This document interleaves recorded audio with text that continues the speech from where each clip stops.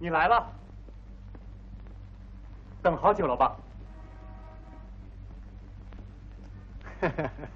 来的不是时候啊！今天真不凑巧，我还有事儿要到机械厂去一下。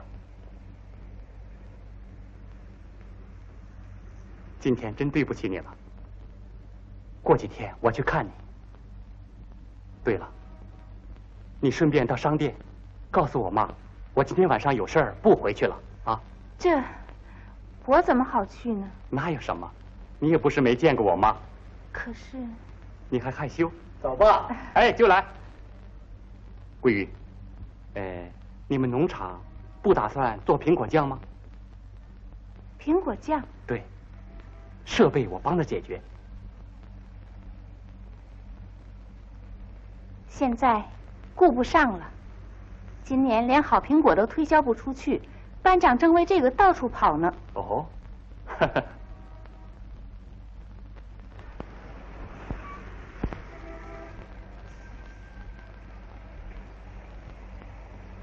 真玉同志啊，再见再见，有时间到我们那儿去玩。好，常来信啊。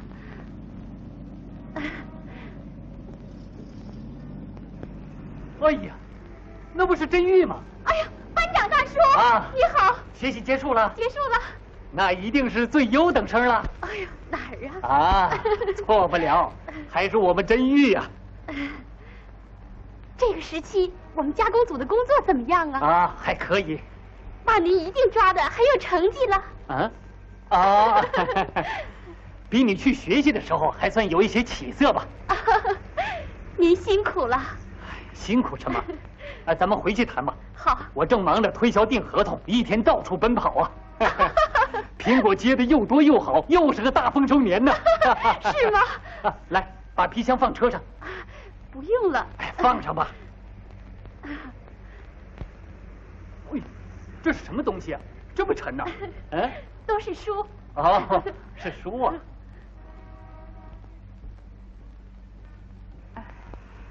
你们好。哎呀，经理啊，你看。哎呀，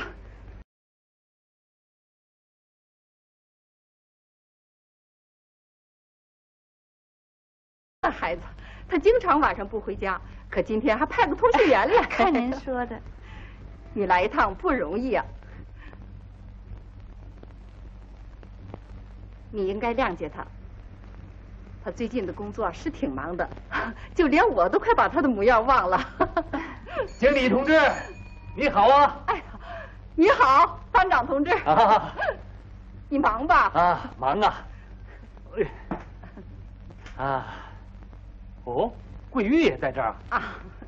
哦，我明白了，你跟我说有要紧的事儿到市里来，原来是到你婆婆这办事儿啊？啊？你就当没看见，不就过去了？哦，你今天来有什么事情吗？是啊，今年丰收了，出来跑跑外交。哦，我们农场估计今年苹果产量要比去年增加2倍多。哦，所以我到商店来找找经理同志来谈一谈合同的事儿，你还得多帮忙啊。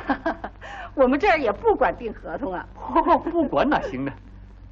管理处来问你，你就给我们宣传宣传，说石花农场的苹果呀是最好的啊。事实也是这样嘛。啊，是啊。哦，桂玉，真玉回来了。是吗？啊。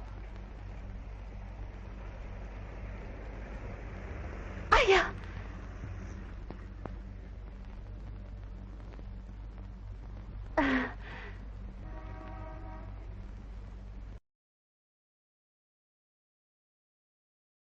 你好啊，你好。这是哪儿的苹果？石花农场的。啊，是吗？那是我们农场的。把那个拿给我看看。不，这边这个坏的。这样的苹果，我们农场不会往箱子里装的。可能是搬运过程坏的，也许啊，商店保管有问题，也可能。哎呀！啊，这样苹果能不损坏吗？你得像摆弄鸡蛋那样仔细才行。真玉，啊，姐姐，姐姐，你回来了，回来了，家里都好吗？都好。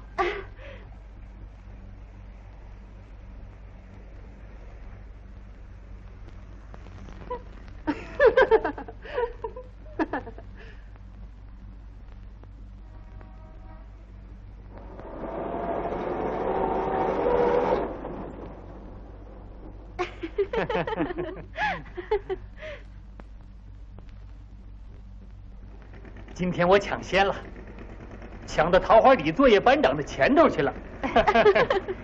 跟机械厂订了合同，原来他们两家是搞协作的。这下我那位朋友夜里该睡不好觉了，说不定得急出病来呢。这么说，今年的苹果都能及时处理了？没问题，咱不能像桃花里那样。班长大叔，您工作挺忙的，别为了照顾我们耽误了事。您先骑车走吧。你这孩子，你以为我推着走是为了照顾你们吗？你看，我的车在放炮了。我自己拿着吧。哎，推着吧去。拿下来吧，我拿着吧。哎呀，你就别犟了，走吧。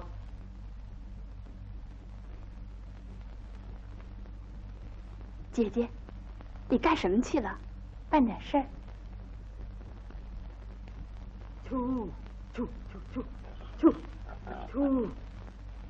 大婶儿，你好。哎呦，真玉呀，你回来了，回来了。真玉呀，啊，你在那儿学习挺累吧？不累。到我家去玩吧。好，我正看这个要下崽的母猪，你看这些猪都跑出来了。哎呦，这猪把苹果都吃了，多可惜！您就跟班长大叔说说呗。嗨，我说句话，人家还不大耳旁风呢。出。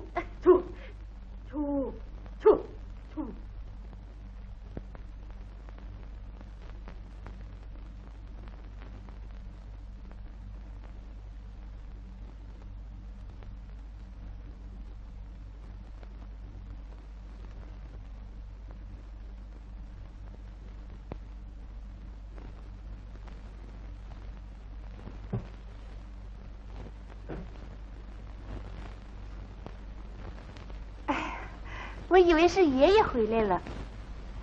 你在干什么呢？妈妈，你看，这是新出的维尼龙，颜色好看吗？哎呀，可真好看呢！你进城就为了买这个？妈，你看我穿上是不是有点太漂亮了？挺好的，好多人都穿这个呢。啊，这花布可真好看啊！哦，看看我们真玉的皮箱吧。都是书啊。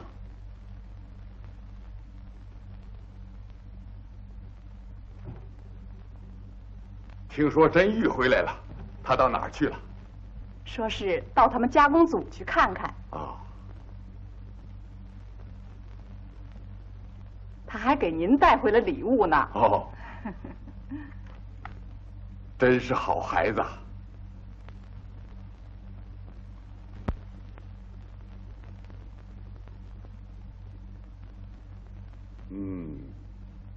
正合适。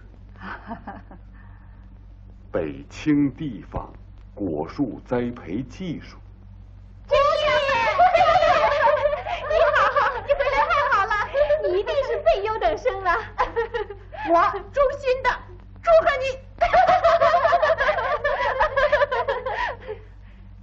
怎么？你们都不在加工组了？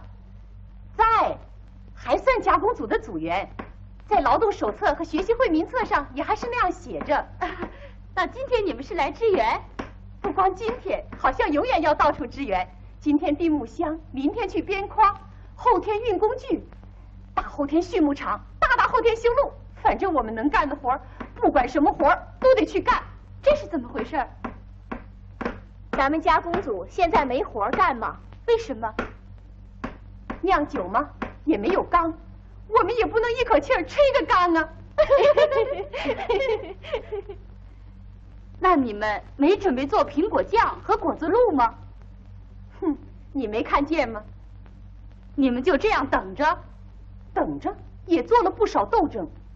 现在我们一提意见，班长就说：“哎，知道，正采取措施。”班长光答应不办，可我们也不让步。今年无论如何也不能让一个苹果烂掉。现在你也回来了，他就再也不敢随便摆布了。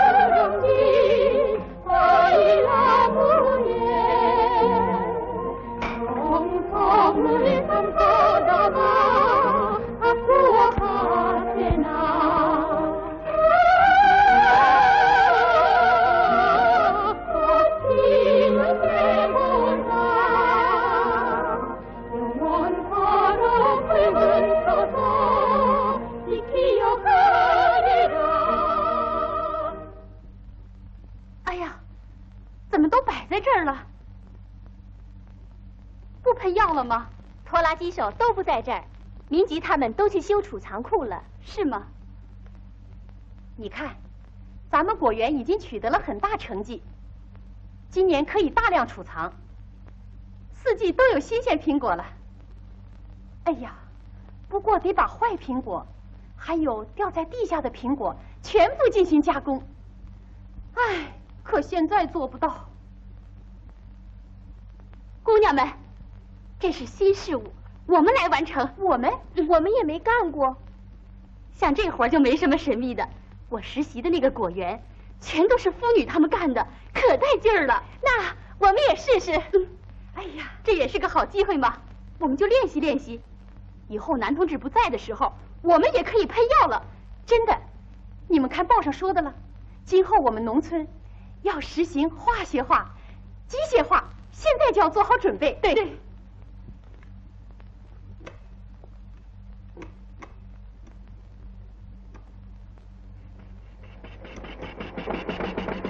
行了。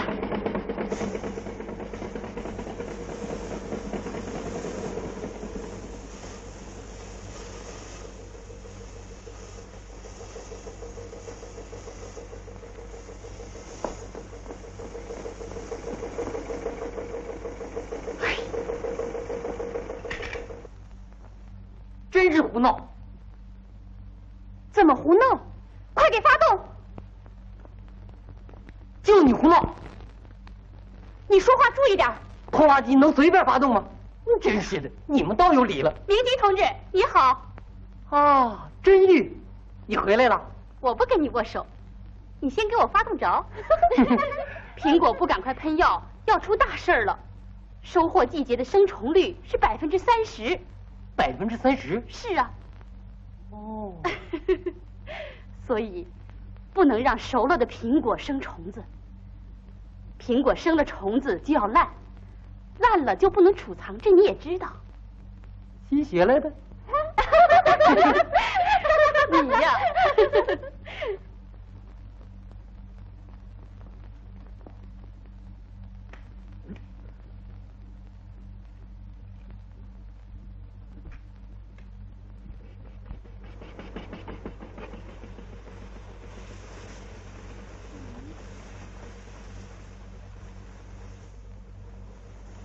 畅树，你看，这是怎么了？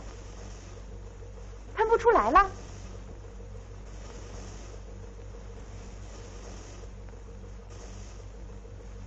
怎么了？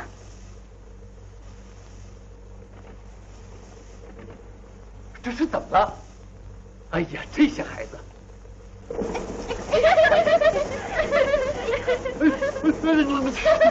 快停下！快停下！哎呀！哎，快停下吧！哎，你们这简直是胡闹嘛！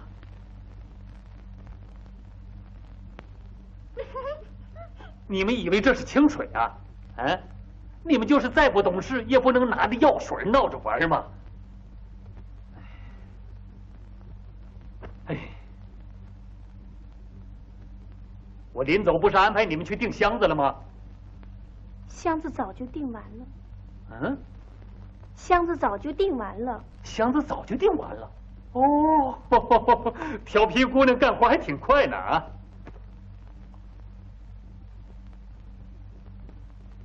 哎，你这小子也没点男子样，总围着姑娘转什么？爸爸，我……这不该明急的事，是我。你真是。收获期的生虫率是30%。就你知道的多，今年还管那些？看苹果结的多好，要不我能让大家去修储藏库。你们也看见了，我一天到晚往外跑，自行车履带都跑坏了3条了，真够受。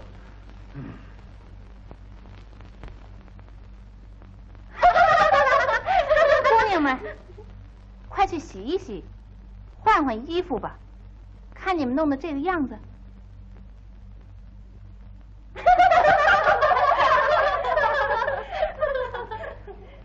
哎，你姐姐订婚以后变得可真稳当，老装作个大人样。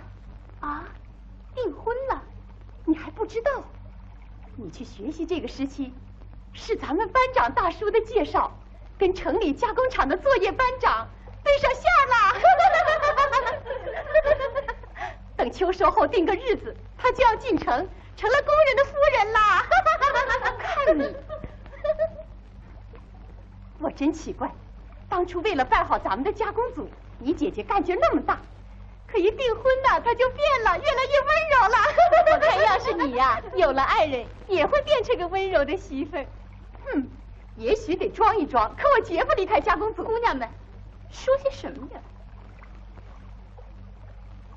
常树，你在真玉面前说这些干什么？我就说给他听呢，让他姐姐知道这些，那才好呢。我跑的自行车带就要找我了，跑的结果，咱们今年的苹果都订了合同了。啊，还有，咱们要推广国营果树农场已经试验成功的野外储藏苹果的方法。现在问题都基本解决了，咱们的农活就剩下修储藏库了，把那些苹果储藏到来年的夏天。啊，这样一来，咱们的果园也能一年四季不断的供给人民大量的新鲜苹果了。对呀，至于对外联系工作，全部由我负责。你们呢，就要把全部力量投入到修建储藏库的工程上去。啊，大家明白了吧？明白了，明白了。我提个意见，我也有意见。嗯，啊，知道，我采取措施了。掉地下的苹果怎么处理呢？放心吧，我接受了你们的意见，已经准备了煮果酱的大锅，还买了几口做酒的大缸。问题是你得赶快把它拿来。嗨，那也得一样一样的办呢。我也有意见。哦，真玉回来了吗？又增加一个劳动力了啊！说吧。今年咱们的苹果处理的很有计划性，这我很高兴。你也有了变化。可是看到掉地下的苹果太多，连猪都挑好的吃，大家都很心疼。特别是你家大婶她。其实苹果加工没什么神秘的，问题是怎样组织和发挥大家的力量。每天下班的时候，只要每个人都把掉地下的苹果捡一捡，拿回家去晒成干，这也是很好的加工办法嘛。好啊，苹果干。先用盐水泡一下，再拿出去晒成干，这样就不会坏了。对呀，也用不着花钱。对。啊，好啊，好啊。大家提一提吧，要提这种建设性的意见啊。真玉，这个事儿就由你负责，说干就干呐。我？啊。哎呦。把它分配下去，然后再收上来啊。哎呀，我怎么能行啊？让我姐姐负责吗？桂玉是人家的人了，她现在正在做结婚准备工作，忙不过来那些了啊。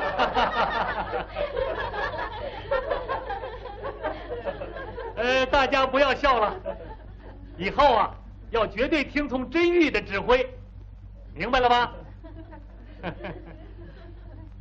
这样行了吧？还有。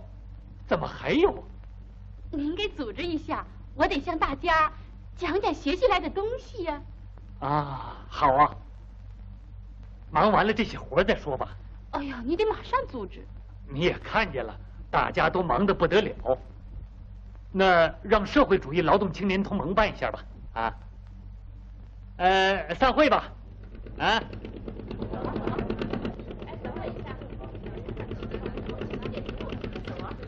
大叔。哎呀，这么重要的事儿，怎么能够让他负责呢？还是找个能力强的人吧。嗨，那点事儿还需要他负什么？就让他们干去吧，反正他们也不跟我要房子、要机器。那这么说，他们要干呐，你就是挡也挡不住。这些孩子，我算是服了。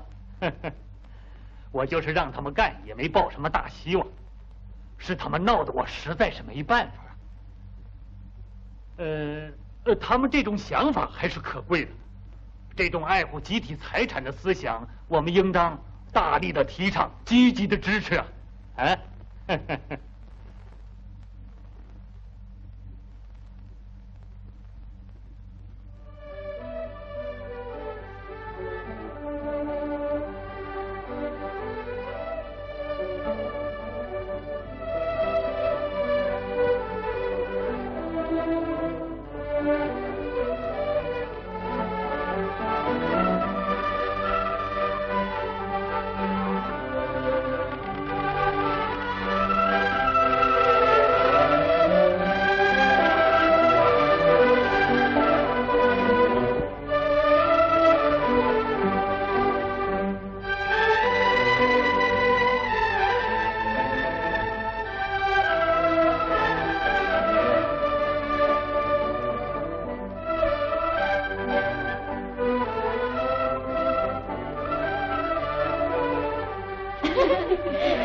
看见了吧？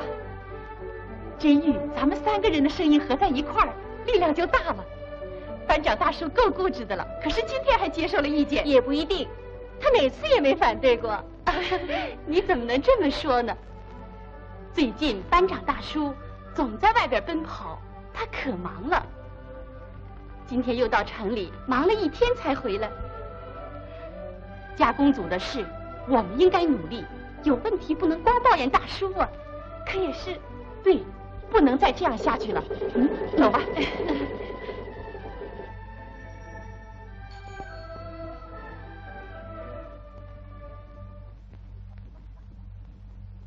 明吉，你妈妈在家吗？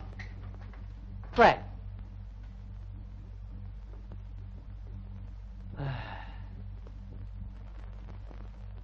哎，饭做好了吗？我还有事儿呢。哎呀，饭还没做好呢。你干什么了？那头母猪就要下崽了，我在那看着它呢。我把米下到锅里，我还得马上回去呢。你老糊涂了！你不在那看着它，跑回来干什么？啊，那我回来不是给你们做饭吗？你以为男人就没长手啊？快回去！还有你这样的畜牧组长，快去吧！你以为牲畜不会讲话就可以随便呢？哎，明吉啊，你快去做点饭啊，快！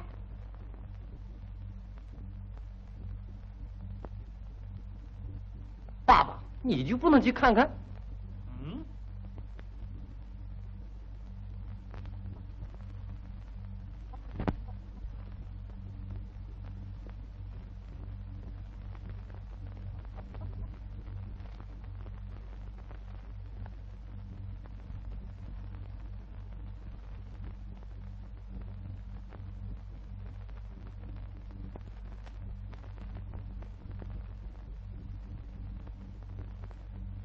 姐姐，姐姐，你不参加宣传队的练习了？啊，我不参加了。怎么？现在有才能的人挺多的，我这样的该退出来了。哎呀，你的手真巧！哎呀，以后厨房的活你就别沾手了，我都得实习一下啊。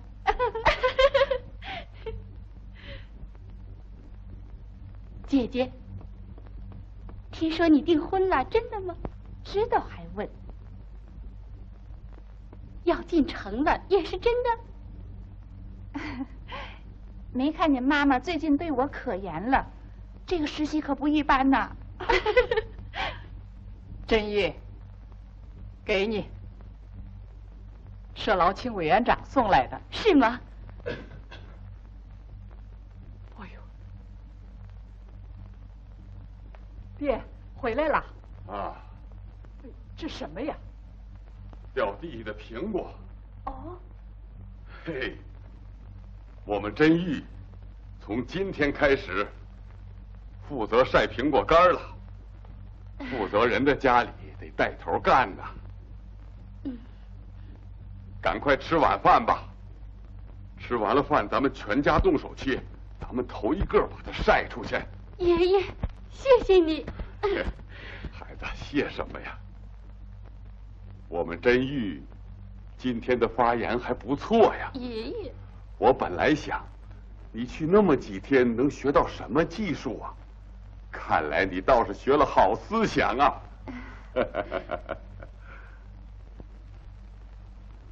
爹，洗脸吧。哎。哎，又上哪儿去啊？不吃饭就走啊？你们先吃吧。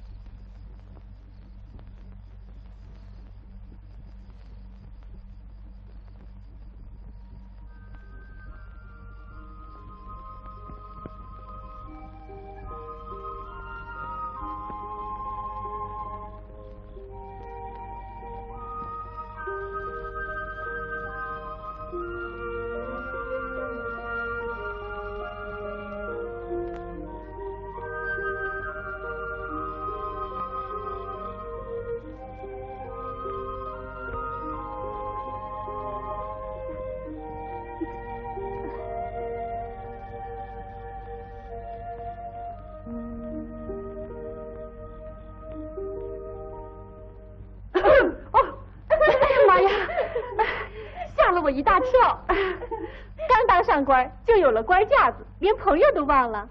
怎么知道我在这儿？怎么知道？你以为光咱们来了？你看那边。哎呀，都来了。社劳卿委员长批评咱们了，为什么？说咱们不发动群众，光知道自己干。说没起到社劳卿的作用。是啊，组织多么关心我们呢！没有组织，什么也干不了。咱们一天也生活不下去呀，好像你今天头一次有了体会似的。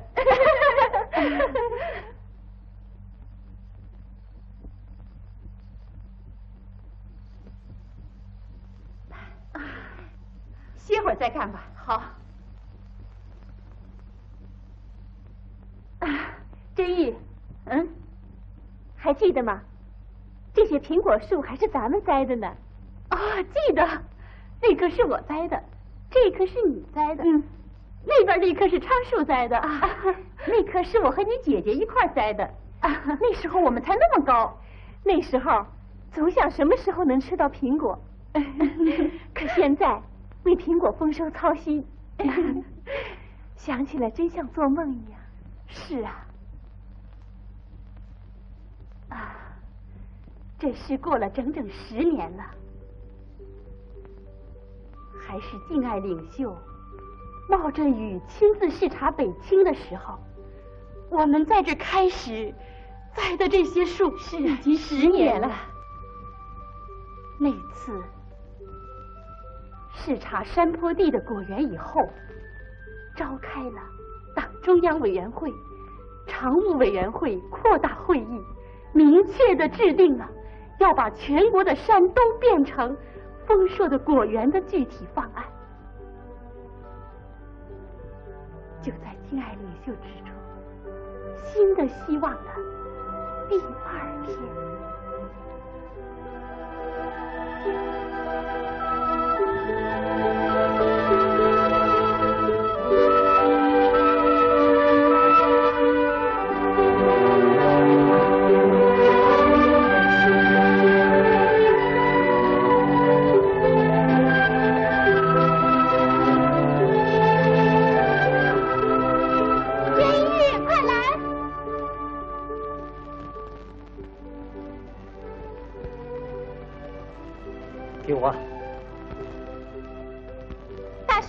什么时候能吃到苹果？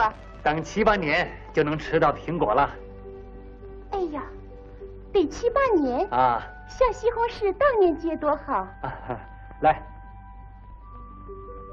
栽苹果树就得这样认真仔细的栽呀！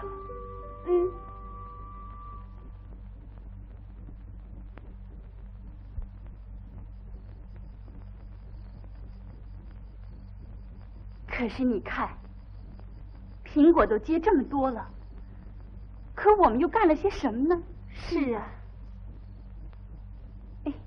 这些苹果怎么办呢？民吉可能不知道今天就开始了。我去找他。管拖拉机的能同意吗？问问吧。民吉同志，你来一下。真玉呀！做饭呢。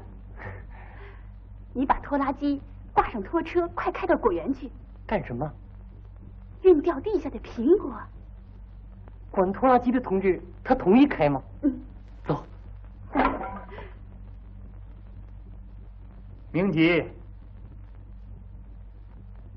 这小子不愿意给我做饭，溜了，真没办法。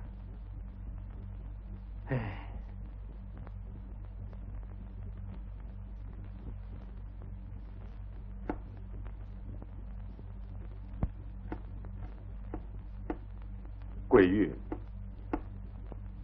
你干什么呢？算了，让他准备他的吧。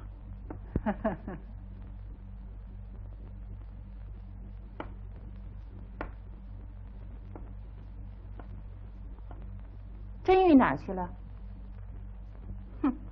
火是他点起来的，倒让爷爷这么忙活。你妹妹不会去串门的。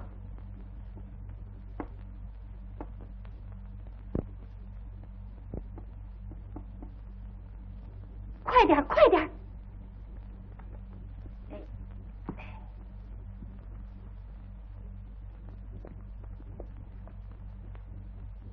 真玉，怎么了？你家就别留了吧。为什么？你妈在畜牧场也回不来。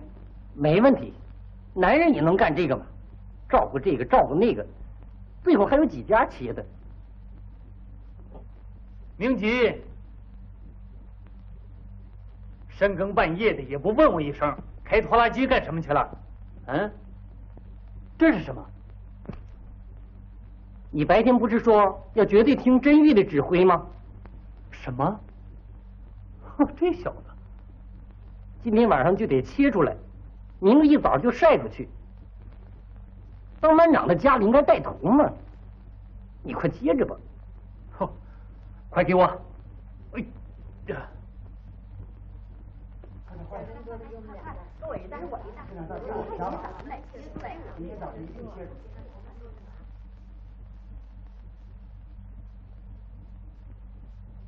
哎，还得切呀。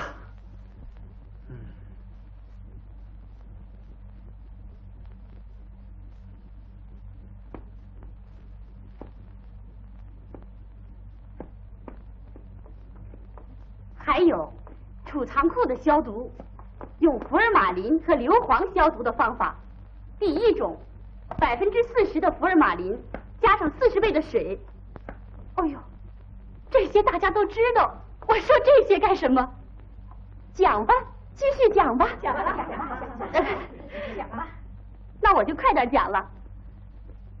今天我得讲到加工方法这一部分。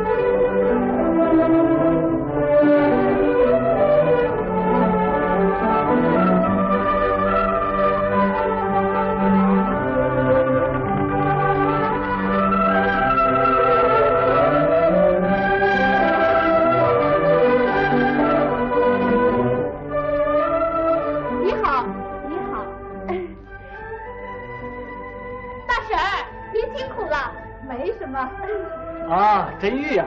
啊，你好。你是怎么组织的？一下子全村都动员起来了。大叔，你昨天不是说要大家绝对听我的指挥吗？哦，我也坐在家里，连地方也没敢动，整整切了一宿啊！你撒谎！昨晚上你不是到管委会去了，这才回来吗？连我家你都去了？当然了。我家也切完了。切完了。哦，班长的家嘛，对这件事当然应该带头了。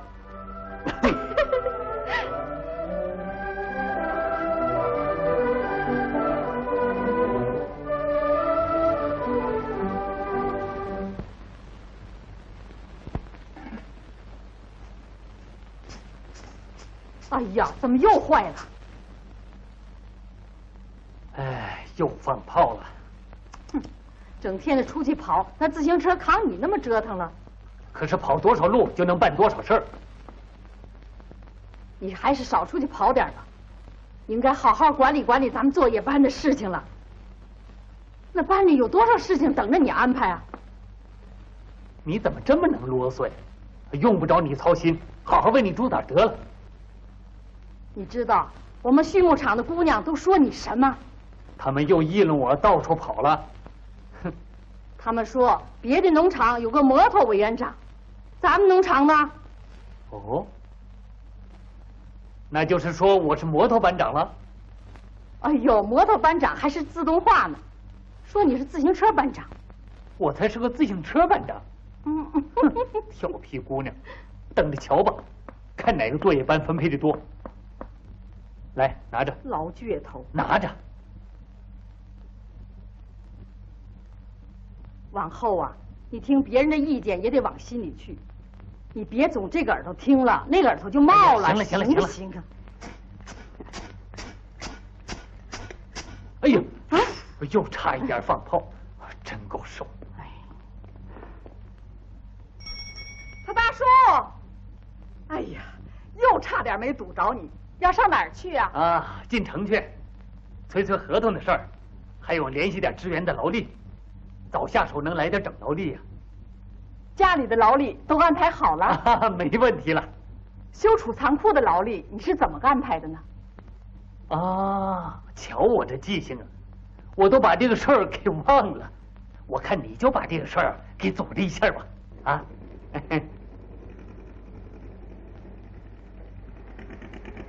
哦，桂玉啊，今天你们加工组啊都去参加摘苹果去吧。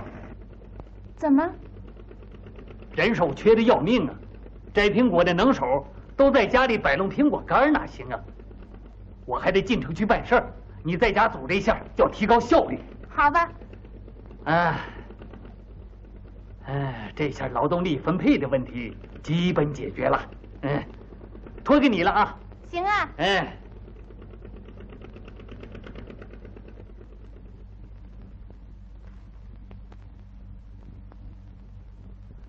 呀，这个事儿，哎，桂玉，把个很重要的事儿给忘了。今天天气预报说有大雨，你负责把那苹果堆用帘子给盖好。好吧。啊，记住。你放心吧。哎，班长大叔。哎呀，吓我一跳啊！做果酱的锅呢？啊，大概做好了吧？您还没去看呢？哎呀，跑得我晕头转向，把这事儿给忘了。哎呀，掉地下的苹果，你看都在那堆着呢。知道。今天无论如何你得给解决，今天不带回来就要耽误事儿了。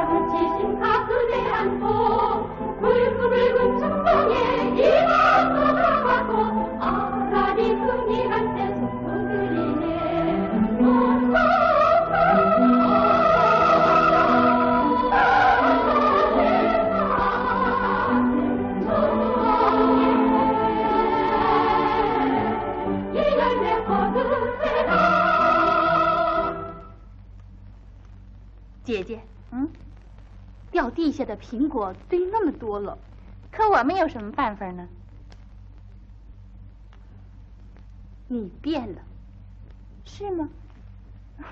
你这丫头，到时候你也就知道了。快走的人了，还能跟人吵架？我也操过不少心了。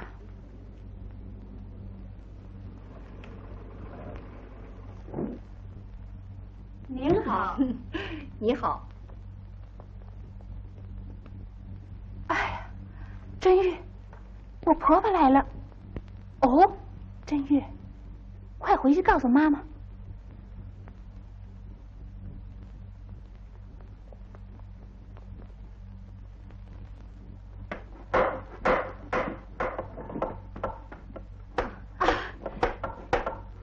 圣姬，你的。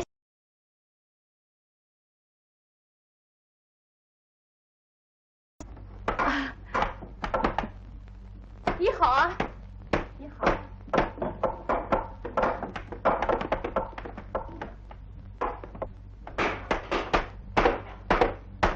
妈妈，我姐的婆婆来了。哦，亲家母来了。嗯，姐姐说让你准备一下午饭。哦，哎呀，可是这儿的活还没完呢。哎呀，那怎么办呢？你赶快回去吧，好好招待一下亲家母。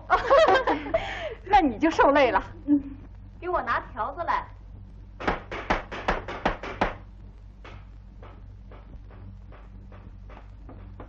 哎呀，大婶儿调的这么用可不行。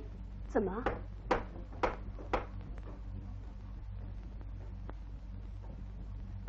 您得把皮儿剥掉啊！不剥皮儿，苹果容易弄坏呀。这孩子哪还有那么多的闲工夫剥皮儿啊？你妈可没那么要求啊。大婶儿，我讲技术课的时候都讲了。嗯，你说的那些道理都对。嗯，怎么办呢？剥皮儿？看看吧，这样做的行不行？两个格中间太宽了，这两个格中间应该再加一个格。苹果放多了容易压坏呀。哎呀，来个新顾问，要求的可真严。一块干吧，为了一个苹果也不烂掉，就得严点。谁家有福娶真玉这样一个媳妇？哎呀，那我可不嫁人。哟，是的，等着看吧。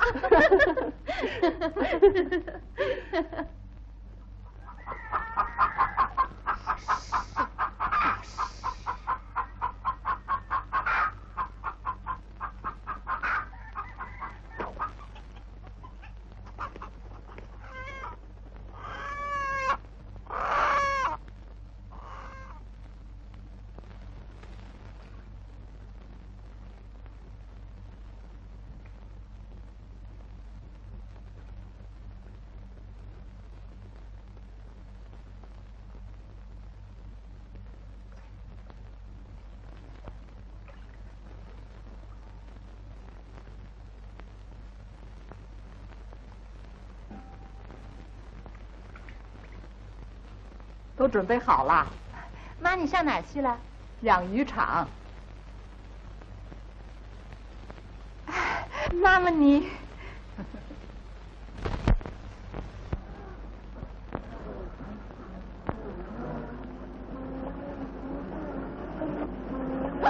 司机停下！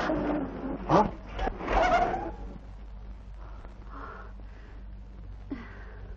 哎呀，怎么了？出事了！快快快！就是快出事了！怎么了？啊？啊，你没看见这个吗？这，哎呀，大惊小怪的，吝啬的都吓死个人啊！哦，这怎么是吝啬？你知道这是什么苹果？什么？国光？啊，北青。我问的是，这片荒凉地方怎么会有这么多苹果？难道苹果多了就可以开车压碎它吗？司机同志做的是不对，你批评的有道理。真玉，哎呀，大婶儿，你好啊！你可真负责呀。嗯，刚才看你从车上下来，我就躲开了，可在这儿又碰上您了。躲什么呢？怪不好意思的。你们骂我了吧？为什么要骂你啊？你给我们商店提了些宝贵意见，我们认真做了检查，正在改进呢。你去看看，已经有了些变化了。哎呀，大婶儿。哦，我走了啊。大婶儿，我妈还等着你呢。等我？这大忙季节我去看亲家，你这个丫头还不得批评我呀？哎呀，桂玉来的正好。桂玉，最近你们挺忙吧？我本来想去看看你妈，可是没时间，我走了。您怎么走啊？我妈把午饭都准备好了。哎呀，这么忙，准备什么午饭呢？刚才听了真玉的批评，提醒我考虑些问题。经理同志，走了。哦，我走了。同志，改日再来向你做检讨吧啊！你怎么这么急着走了？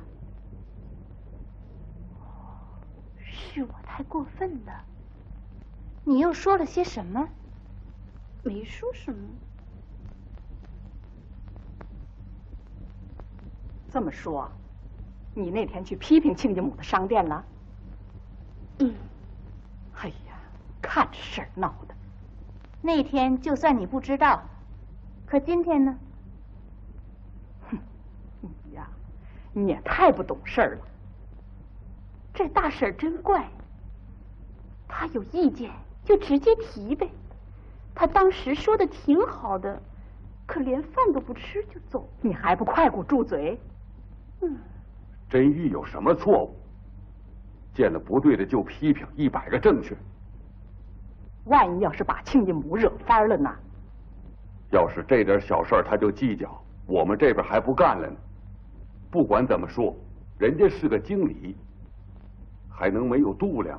哎呀，话是这么说，可姑娘家总得让着人家点儿。为什么要让着点儿？儿媳妇儿，这种思想就是要不得。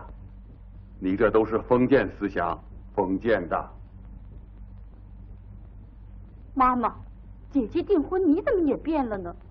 哼，说话都低人家3分。你不说话不行啊！哎呀，给我妹妹盖上！什么？真玉，等一等，把雨衣带上。桂玉这孩子怎么这样子呢？这都是你当妈的给惯成这个样子。今天这个事儿吧，啊，亲家母来就来了呗，大忙季节，娘俩扔下活，在家里又跑养鱼场，又杀鸡，闹哄哄的忙了半天，亲家母还是没来。唉，叫人家笑话呀！唉，桂玉这孩子成什么样子了？过去他多积极，现在他什么活动都不愿意参加了。一个女孩子找着了婆家，就得赶快把她打发走。你以为这样就算尽到当妈的责任了？当然了，我也有责任。不管他到什么地方，首先得把他教育好。唉，过去当爹妈的，给姑娘出嫁的时候，只要预备好嫁妆，就算尽到自己的责任了。你还是用那老一套，给她做这个弄那个，她的嫁妆总要比别人的好，你就算放了心了。这些不行，首先教育孩子有好思想，懂吗？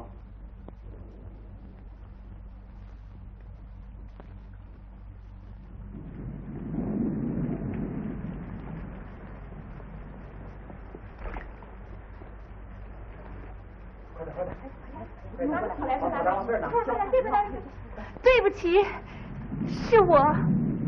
什么对不起？没什么，你不是这儿的人了吗？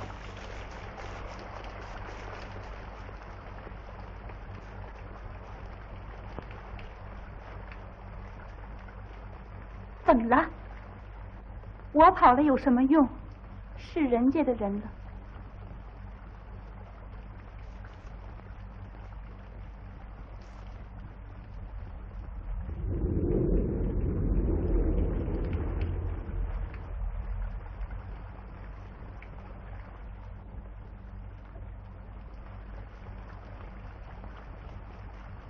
哎呀，又要掉地下好多苹果了。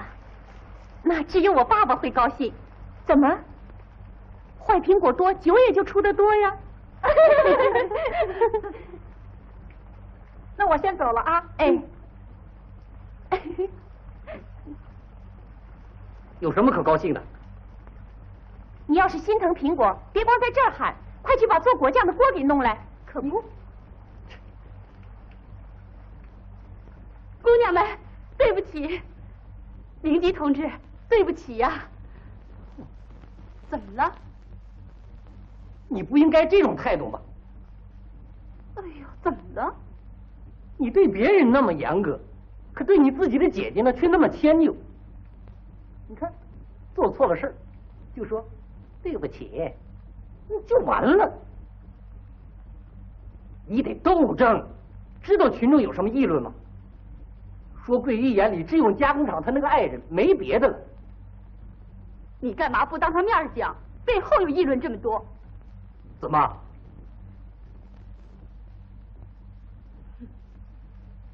想着他爱人有什么不好？要是你爱人把你当成苦黄瓜，你心里就高兴了？我不高兴，我能忍耐。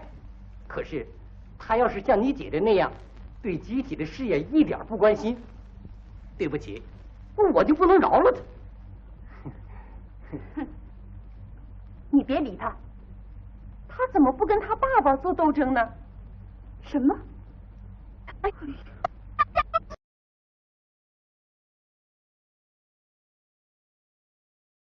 哎呀，班长大叔！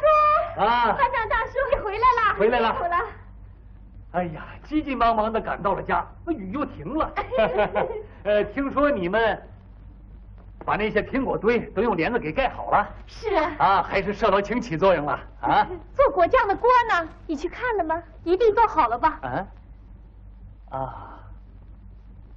办理合同，联系职员。我正忙着到处奔跑呢，不知桃花里作业班长，怎么知道了机械厂那口锅？怎么？哎呀，真是！哎呀，苹果合同是我把他给顶了，这回他报复我。可我是谁呀？就算苹果合同换去了做果酱的锅，可咱们也不吃亏呀！没关系，今年丰收了。掉地下那么点苹果，有什么了不起的？真没想到，大叔你这样不负责任。你这孩子也太没礼貌了。要说农场的苹果烂了，你说是我心疼还是你心疼？论责任也是得我负责。这越惯越不像话。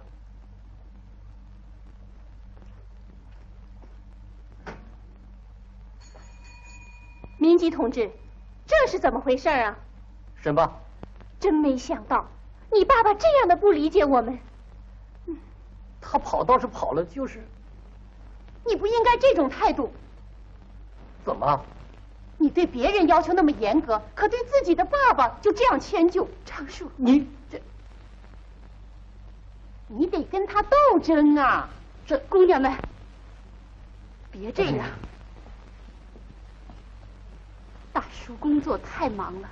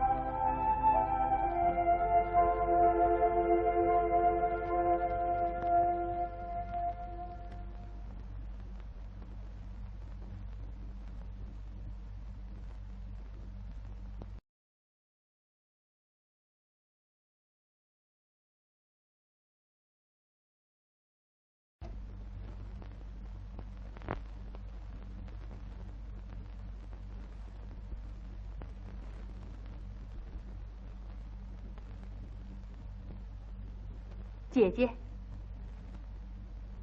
又写信呢。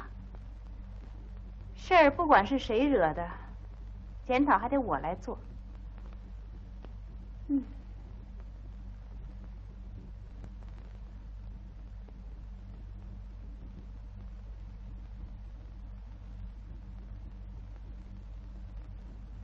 姐姐，做果酱的锅让桃花梨给弄去了。这场雨又得掉好多苹果，怎么办呢？哎呀，别打搅我了。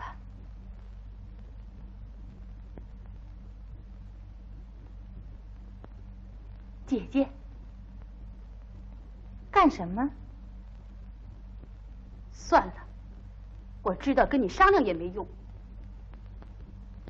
又上哪儿？在家能坐得住吗？出去想个办法。真玉，你别总自个儿逞能。要都谁想干什么就干什么，那负责同志怎么工作呀？依你说，果园的事只能让班长一个人操心吗？哎呀，你真是！掉地下那么多苹果在那烂着呢，好多姑娘心疼的都哭了，可你就那么平静。什么？真玉，你怎么了？谁像你呀，只关心你自己。真玉，你关心怎么建立你的小家庭，我们不能那样生活。你是脸上抹着粉，穿着维尼龙，打着汗伞，推着小孩车整天逛的那种人。我们要把一生都贡献给果园，我们怎么能跟你这样呢？啊，你怎么能这么说呢？你不愿意听，我也得说完。姐姐，你确实在变。领袖教导我们农民都要实行革命化、工人阶级化。现在是陶醉在和平幻想的时候吗？美国鬼子要吃掉我们，和日本鬼子勾结起来了。姐姐，祖国南半部的妈妈们受着敌人的欺压，连用草席搭的棚子都被霸占去，被赶在外面流浪，孩子们饿得晕倒在路上，妈妈们向我们伸出了求援的手，这些你怎么想不到？不管在什么地方，都在为解放南半部的同胞进行着紧张的战斗。只有姐姐你这样生活，像你这样生活，我们农场不，我们国家绝不能容许。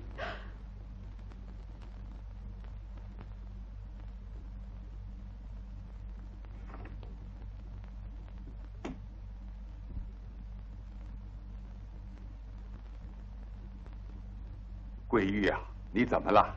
啊，没怎么。哎，咱们院子里掉了几个秋子梨，怪可惜的。爷爷，你真是。真玉，你也来坐一坐。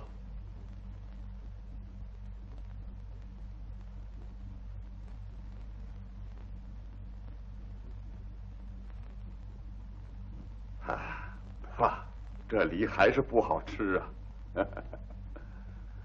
人的口味变了。现在苹果有的是，都烂在地里。可旧社会，我们那个村子，只有地主家院子里有那么一棵梨树，很多孩子想吃都吃不着啊。那个年头，我给地主家当了一辈子长工。你爹小的时候，就这样的秋子梨，他一个也没有吃过呀。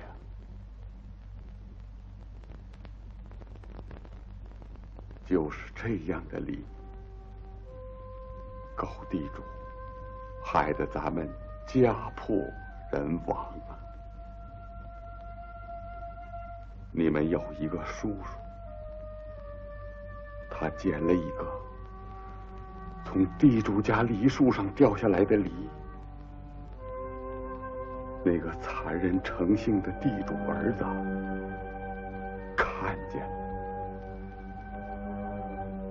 他用皮鞭子抽打你叔叔的脸，把你叔叔的眼睛给打瞎。你爹看到自己小弟弟给打成那样惨，就不顾一切的狠狠地揍了他一顿。咱们家几辈子给地主当长工，过着牛马一样的生活。可是我看到这个情景，我也抑制不住自己的愤恨。明知道在那个世道，我这个行动会有什么样的后果，可是人的忍耐是有限度的。我也把狗地主狠狠地揍了一顿。就这样，在那个不讲理的旧社会，他们全家被赶出去了。我被地主捆绑着，全家跟在后边，看着，走着。我那个被打瞎了眼睛的小儿子，想摸一摸我，他一伸手就倒下去。我的心呐，都要碎了。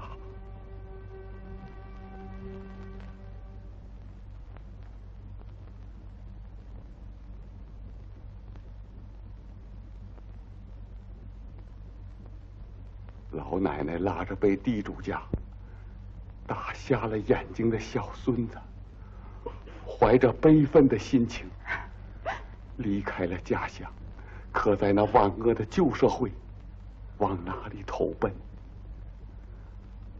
后来，在一个寒冬腊月里，外边刮着大风雪，你那被打瞎眼睛的叔叔身上没有棉衣，饿着肚子，倒在江边上。我那可怜的小儿子再也起不来了。老奶奶抱起倒下的小孙子，捶着胸膛，坐在那儿哭啊哭啊。就这样，怀着对旧社会的痛恨，扔下你可怜的爹，也倒在路旁死去了。严刑拷打，我的身体折磨坏了，警察才把我放出来。唉，为了找到我的亲人，我就东奔西走，最后只找到你爹一个人，他已经饿得要死了。孩子们，要是我们能够把那狠毒的地主抓来，多好啊！就因为一个梨，我那小儿子的生命被活活的夺去，我也受尽了折磨。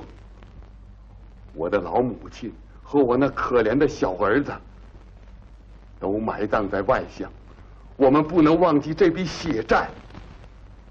我的旧社会的长工在领袖创造的果园里，今天成为堂堂的主人呢。爷爷。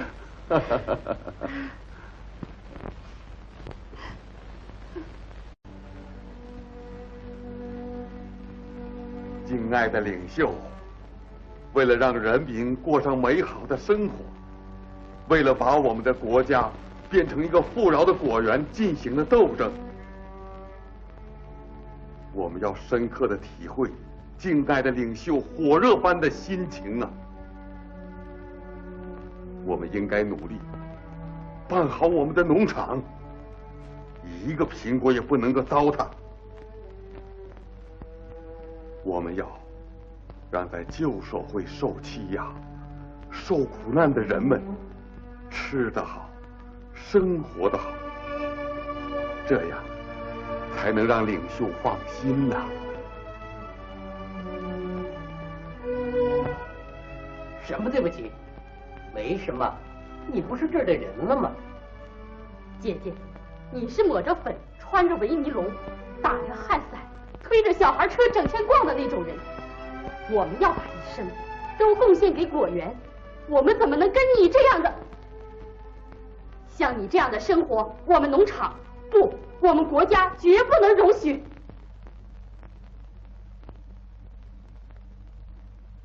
你那些甜蜜的梦，在我们这个时代里是不会实现的。你看，我们这些青年里，哪有像你那样追求享受和个人安逸的？在社劳青里，有你这样的人，真是个耻辱。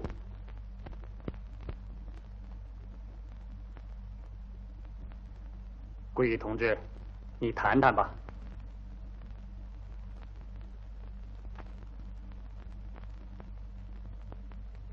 同志们批评的对，针对我的缺点，大家及时的帮助了我。大家知道，为了把我们的家乡建设成富饶的果园，我也积极的参加了讨论。可那是过去的事了。我变成这个样子，连我自己也不敢相信。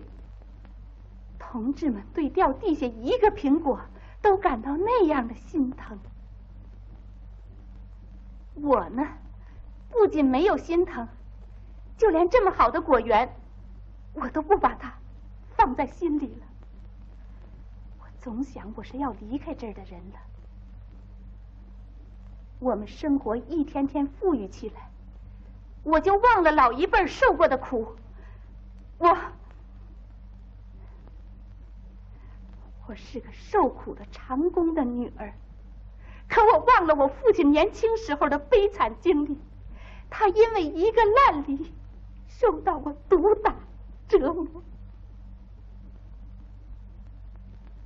因为一个烂梨，我叔叔被打瞎了眼睛。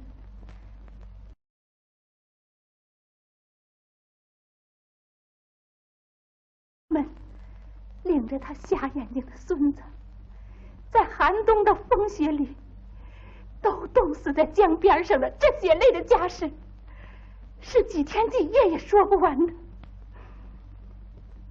同志们，看看我，哪像个在旧社会受过欺压的穷人家的孩子？尤其是现在，敌人要使我们重新遭受苦难的时候，就在这紧要的关头，我却追求个人安逸，不积极参加组织活动，不愿意学习，有点时间就忙着绣花，哪像个社劳青的萌员？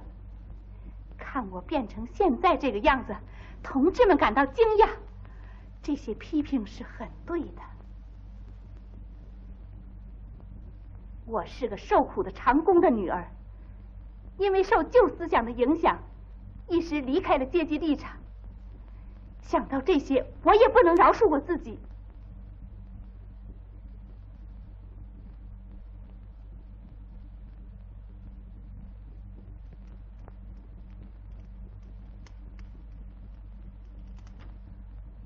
唉，能弄到这么个程度，就基本解决了。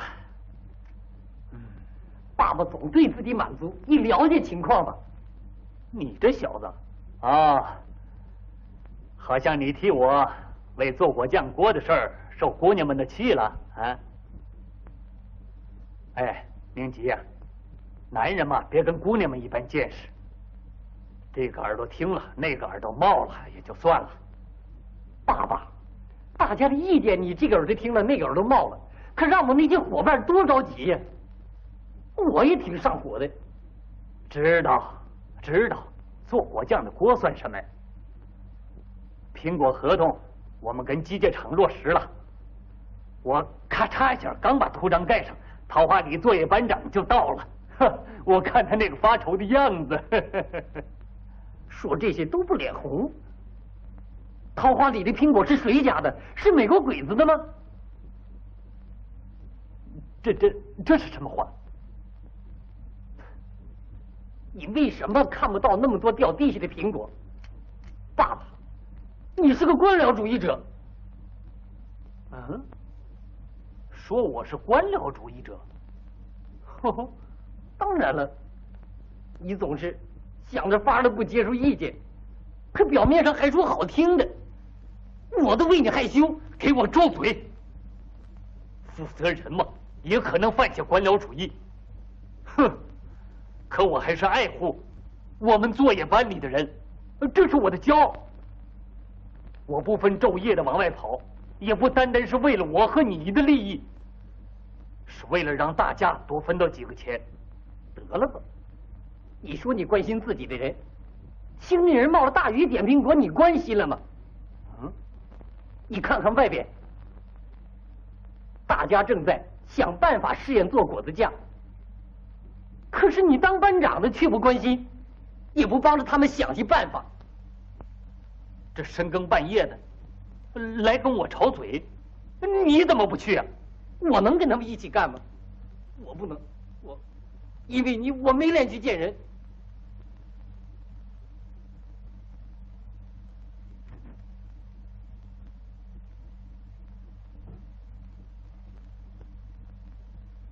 孩子的话你也应该好好听一听。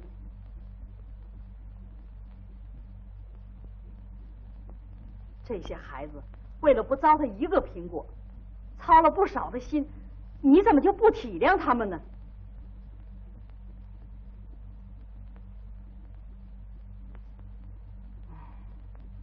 为了不糟蹋一个苹果，要组织加工，这是党的指示，你也不是不知道。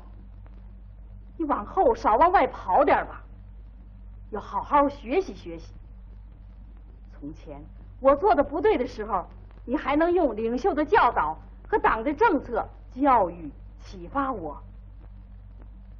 按照北京会议指示的精神我们在后山栽苹果树苗的时候，你是那样的积极，管理树苗也非常认真。可你现在怎么变成这样了？不学习，离党的政策远了，你脑子都生锈了。我真不知道你打算走哪一条路啊！我担心你会闹出事来。掉了那么多苹果，你还说不算什么？你不仅是咱家的家长，也是作业班的当家人。作为一个班长，用你这种思想教育班员，能够革命化和工人阶级化吗？你不给我们创造条件，我们也要遵着领袖的教导干。爸爸，敬爱的领袖视察北京的时候，捡起一个掉地下的苹果，用手绢擦着苹果说：“不要扔掉一个苹果，要组织生产果子酱、果子露，以满足人民的需要。”可是你让猪去吃苹果，爸爸，该清醒清醒了。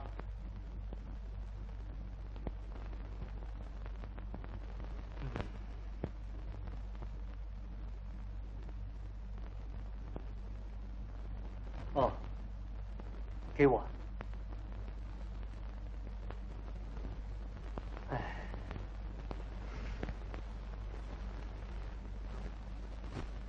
你这儿忙着呢。啊，真玉在家吗？我们真玉去农场没回来，来，坐吧。哦，过几天是你父亲去世的周年了。是啊，做什么准备了？简单准备了一下。不能那样大操大办，别忘了那个日子就行了。是。现在正是分配的时候，要记住，别像去年那样请那么多的客人。我们现在的生活好了，不知道节约是个大毛病。你个人不节约还算是个小事儿，可出现在农场管理上可就是大事儿啊！哎，你这么大个人，都干了些什么啊？在农场管理方面，你都不如那些孩子。我知道了。你呀，也应该想想过去。你这样能完成党交给你的任务吗？你入党的时候，我是你入党的介绍人。我呀，在党的面前很难过。还有，你的学习总结做得很不好。是啊，我正想找党组织检查一下我在工作中存在的问题。我应该按党的指示去工作，可是我没做到，这是我的严重错误。唉。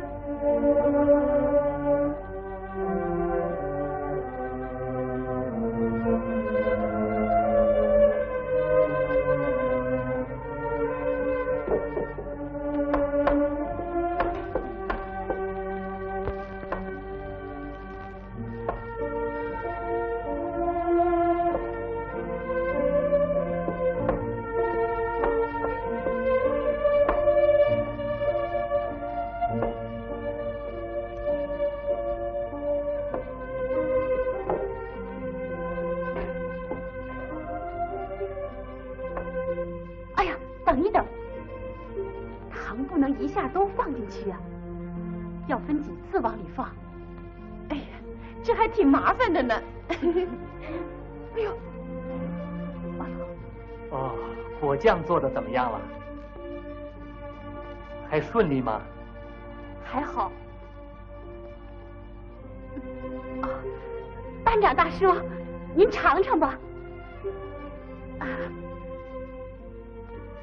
挺好吃的，您尝尝。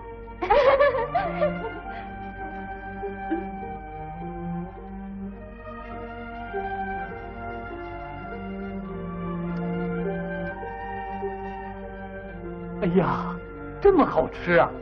啊，这么好吃，做起来又这么容易，可过去光做久了。不过这设备太简陋了。现在还是试验阶段嘛。啊，好啊。那明年开始用大锅做果酱，正式生产怎么样？我们同意，太好了。从现在开始，你们就留在这儿吧。好，别的活就不用你们了。以后你们想干什么，我是无条件的支持啊。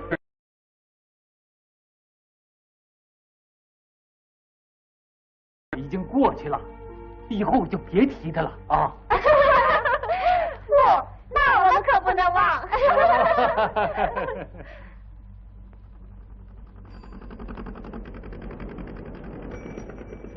班长你好啊！啊，支援的劳力就要到了，房子准备的怎么样了？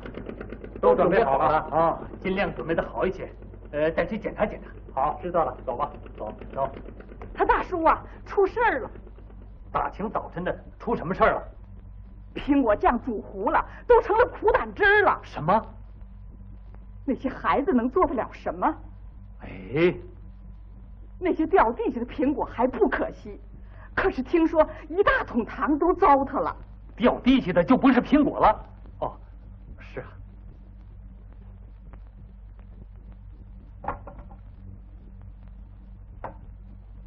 哎呀，这可怎么办呢？怎么了？嗯？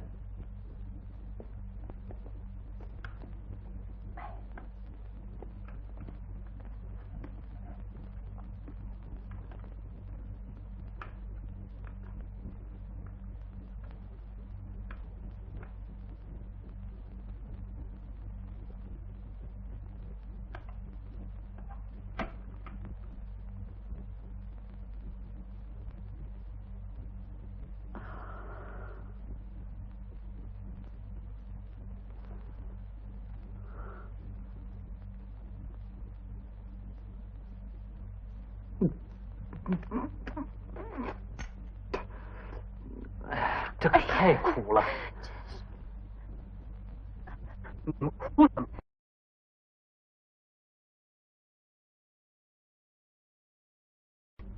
煮坏了也不要着急嘛，大家赶快找找原因，找出原因来继续干。失败一次就哭鼻子，还像个社老情盟员吗？好了，都精神起来。大叔，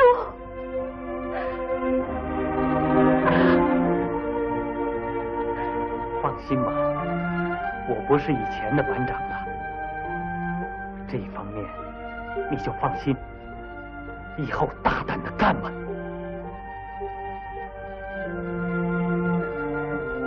谢谢你。谢什么？来，好好干。班长大叔，谢谢你。大家都精神起来啊！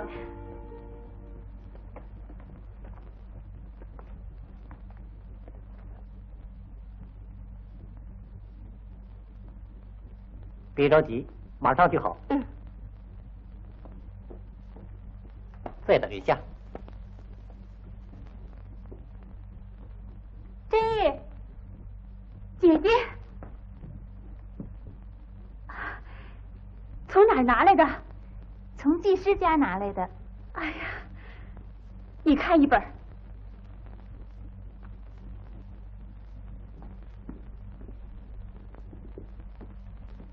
给你。呵，这么多书啊！大家把这些书看一看，完了开个讨论会。昌树，你看这本经验介绍。哎，煮糊了果酱，心里正难过呢，哪有情绪看书？还是你去当博士吧。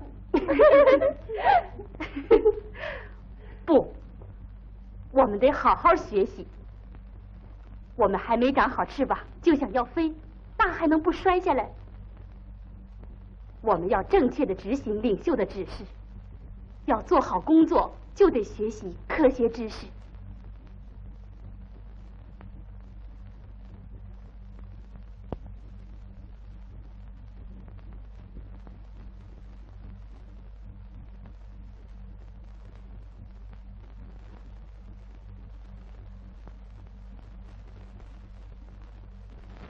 真玉啊，你姐上哪儿去了？还没回来？你知道不？嘘，妈，别打搅我。你这孩子，就是不知道惦记你姐姐。姐姐也不是小孩了。啊，妈妈，我看呐，我姐姐最近要办一个大事儿，你等着。到时候真把你吓一大跳。你是不挂着你姐姐呀？妈妈，你总是把我姐姐挂在心上。我要出去不回来呀，你连问也不问。你这孩子，过些日子你姐就成人家的人了，妈总得多关心着点儿。不管怎么说，妈妈的心呐，总是偏着老姑娘。给你。好了，我要看书了，别打搅我了啊。你看都几点了，还看？能睡着吗？今天党秘书同志批评我了。是吗？因为果酱。下班回来，党秘书同志把我叫去。他说光有革命热情还不行，还要有科学知识，才能真正对革命贡献。啊，你看，他找了这本书给我。好啊。啊，人干嘛留下了个睡觉的习惯呢？嗯。要是一天有100个小时该多好啊！傻孩子。啊，现在苹果加工的责任都落在我们身上了。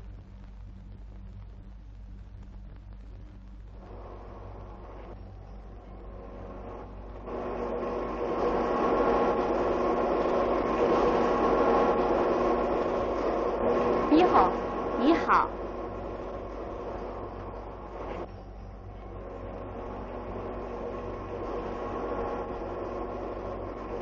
非得有这样设备不行吗？啊，行倒是行，就是调起火这个问题，会有很多困难，那要反复试验几次，才能掌握住火候。我们这儿有一口小型的锅。是吗？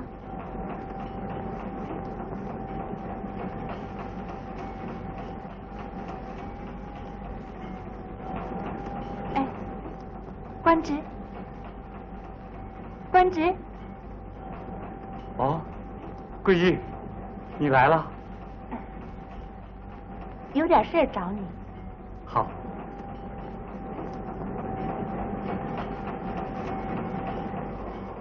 这个锅拿回去，大家该多高兴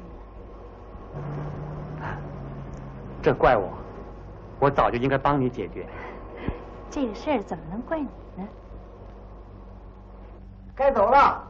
哎，桂玉，走吧。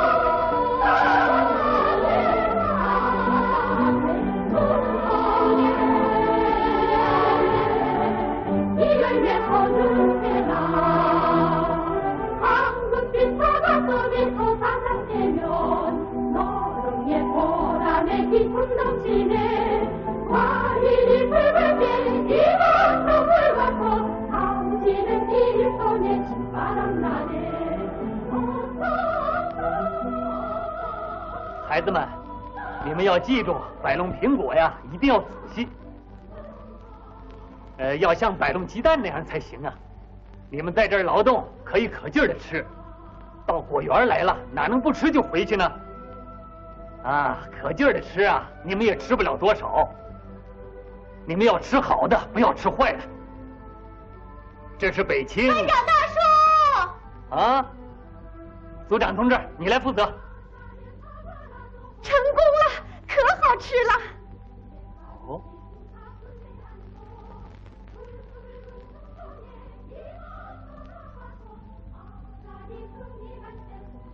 啊，是不错呀，哈哈，够味道。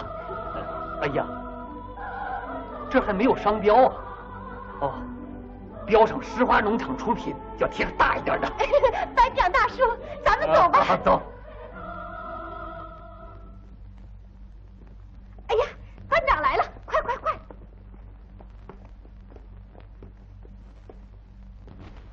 这么说，加工组的问题就算基本解决了。不，需要做的事情还多着呢。振玉，你姐姐把做果酱的锅拿来了。什么？我姐姐可真行啊！我早就料到了，桂玉还是咱们农场的人嘛，啊！来了，是不是他走？看看谁来了，这下子你说别走了。姐姐，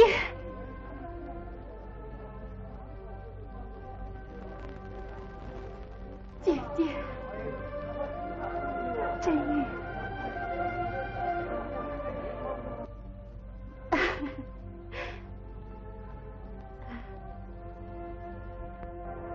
振玉同志，你好啊！啊，你好。怎么样？今天就算我向你来做检讨吧。来，同志们，卸车，官职来了。哎呦，班长你好啊！厂里忙吧？还行啊。听说农场要做果酱，厂里派我来了。啊，振玉过来，见见你姐夫。过来。我给你姐姐找的对象还不错吧？开始你好像还有点意见，这回该喜欢你姐夫了吧？大叔，哎呀，你看。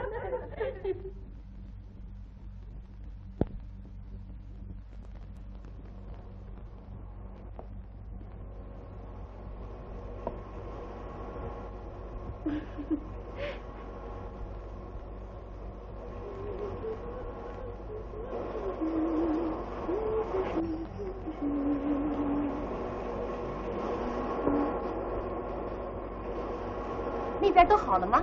嗯，都好了。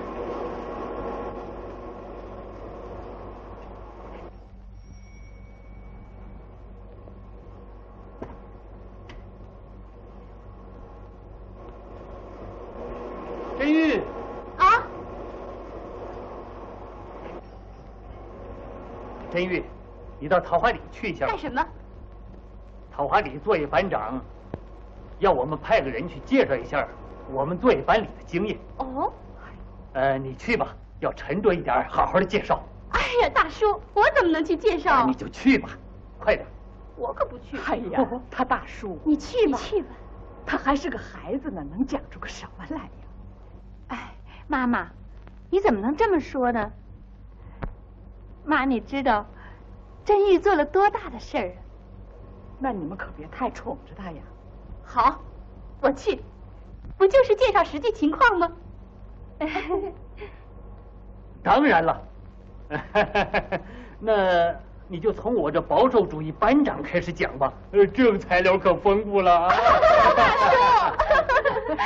这个内容可千万别漏掉。他们桃花里农场啊，也有那么一个跟我一样的老保守作业班长啊。农场管理方面也是缺乏主人翁应有的态度，忘记了旧社会的苦，因为今年丰收了就不爱惜苹果，让这老朋友好好受受教育。哎，你可是有经验呐。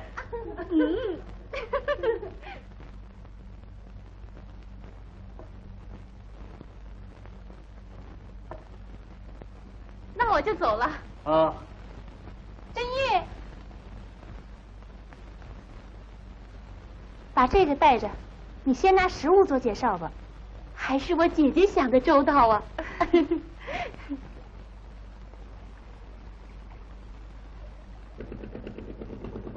真玉，啊，明吉同志，上来吧。啊，不了，我到桃花里去。知道，担任重要任务的同志，能让你走着去吗？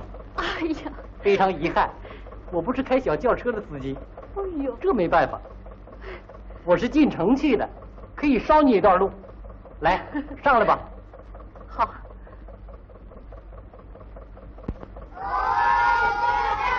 哎呀，明吉同志，你先等我一下。这些人的脑子真过分了，这样干多快呀！孩子们，怎么这么干？快下来！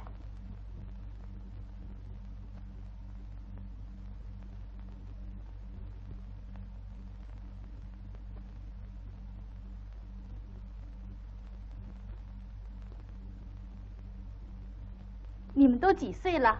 我13，我14。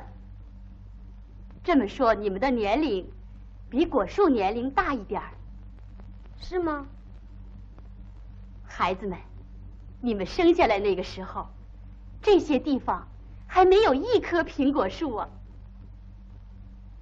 10多年前，这里还是野草的山坡，人们认为这样的荒山啊，没什么大用处，没人理过它。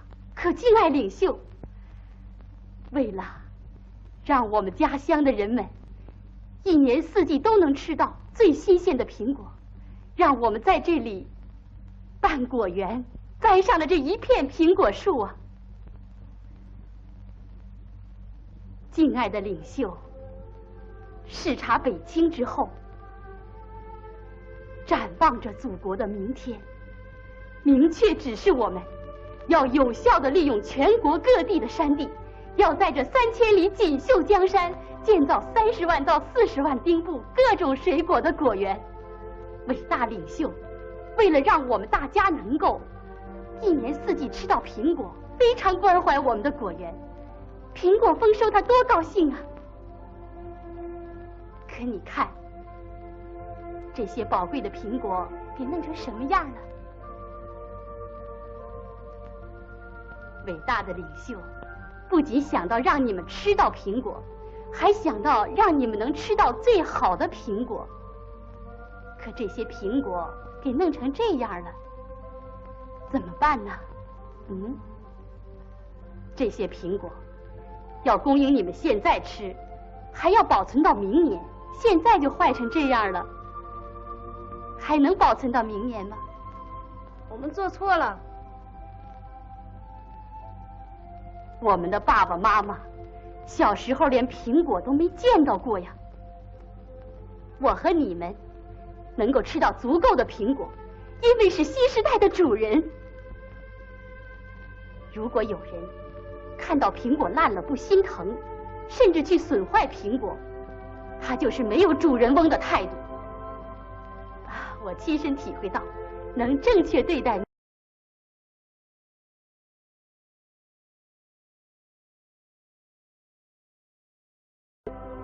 摸到每个苹果的时候，都要想到敬爱的领袖视察北清、制定宏伟计划那种火热的心情。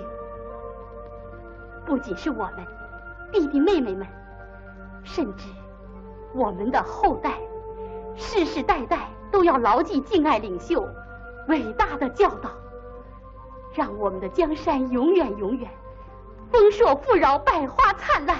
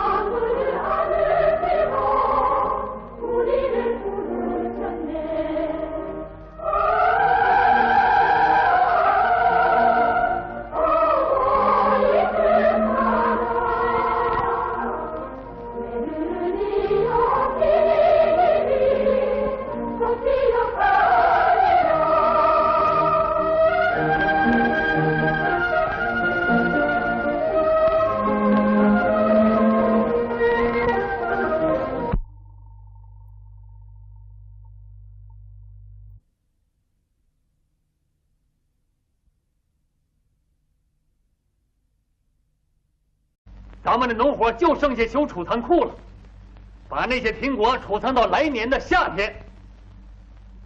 这样一来，咱们的果园也能一年四季不断的供给人民大量的新鲜苹果了。对呀，至于对外联系工作，全部由我负责。你们呢，就要把全部力量投入到修建储藏库的工程上去。大家明白了吧？明白了，明白了。我提个意见，我也有意见。知道，我采取措施了。掉地下的苹果怎么处理呢？放心吧，我接受了你们的意见，已经准备了煮果酱的大锅，还买了几口做酒的大缸。问题是你得赶快把它拿来。那也得一样一样的办呢。我也有意见。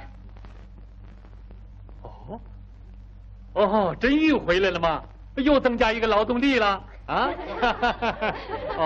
说吧。今年咱们的苹果处理的很有计划性，这我很高兴。你也有了变化。可是看到掉地下的苹果太多，连猪都挑好的吃，大家都很心疼。特别是你家大婶儿她。其实苹果加工没什么神秘的，问题是怎样组织和发挥大家的力量。每天下班的时候，只要每个人都把掉地下的苹果捡一捡，拿回家去晒成干儿，这也是很好的加工办法嘛。好啊，苹果干儿。先用盐水泡一下，再拿出去晒成干儿，这样就不会坏了。对呀，也用不着花钱。对。啊，好啊，好啊。大家提一提吧，要提这种建设性的意见啊。哦，真玉，这个事儿就由你负责，说干就干呐。我？啊。哎呦。把它分配下去，然后再收上来啊。哎呀，我怎么能行啊？让我姐姐负责吗？过玉是人家的人了，他现在正在做结婚准备工作，忙不过来那些了啊。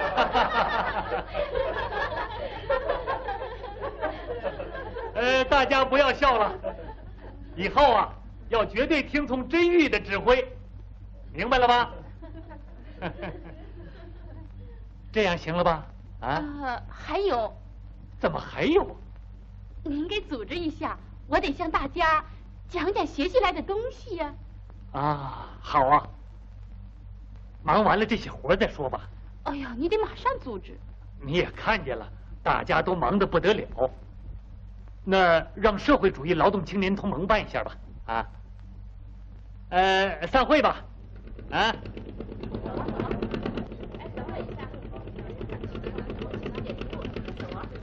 大叔。啊。哎呀，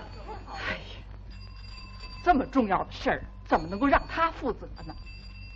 还是找个能力强的人吧。嗨，那点事儿还需要他负什么？就让他们干去吧，反正他们也不跟我要房子、要机器。那这么说，他们要干呐，你就是挡也挡不住。这些孩子，我算是服了。我就是让他们干，也没抱什么大希望，是他们闹得我实在是没办法。他们这种想法还是可贵的，这种爱护集体财产的思想，我们应当大力的提倡，积极的支持啊！啊！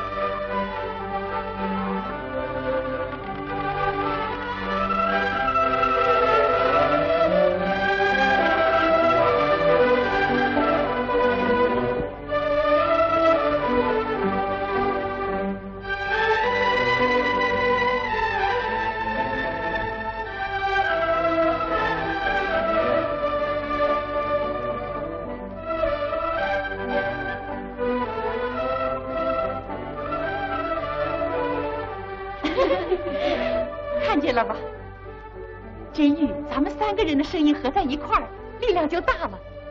班长大叔够固执的了，可是今天还接受了意见。也不一定，他哪次也没反对过。你怎么能这么说呢？最近班长大叔总在外边奔跑，他可忙了。今天又到城里忙了1天才回来。加工组的事，我们应该努力。有问题不能光抱怨大叔啊。可也是，对，不能再这样下去了。走吧。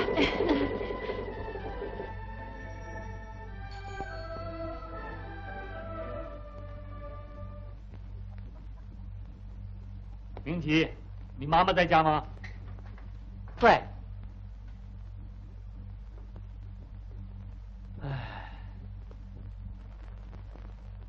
哎，饭做好了吗？我还有事儿呢。哎呀，饭还没做好呢。你干什么了？那头母猪就要下崽了，我在那看着它呢。我把米下到锅里，我还得马上回去呢。你老糊涂了！你不在那看着它，跑回来干什么？啊，那我回来不是给你们做饭吗？你以为男人就没长手啊？快回去！还有你这样的畜牧组长，快去吧！你以为牲畜不会讲话就可以随便呢？哎，明基啊，你快去做点饭啊，快！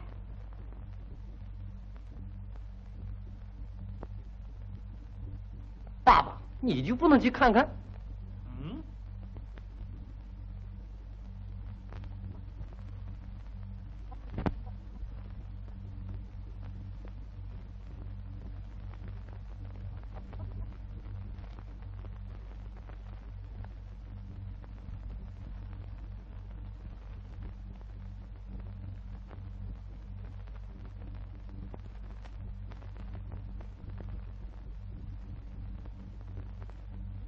姐姐，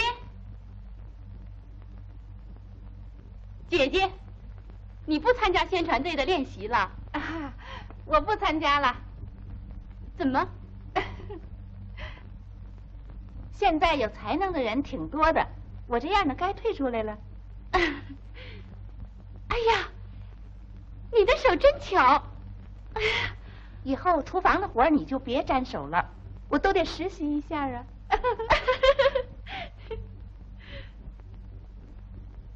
姐姐，听说你订婚了，真的吗？知道还问？要进城了，也是真的。没看见妈妈最近对我可严了，这个实习可不一般呐。真义，给你，社劳卿委员长送来的。是吗？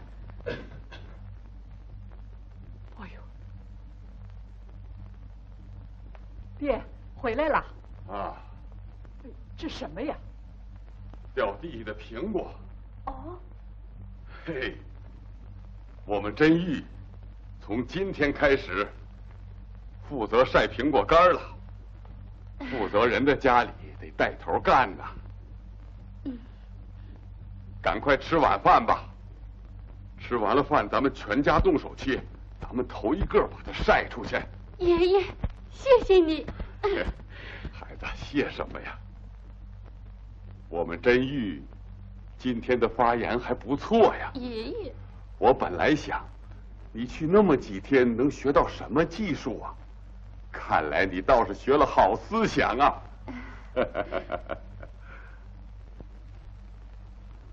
爹，洗脸吧。哎。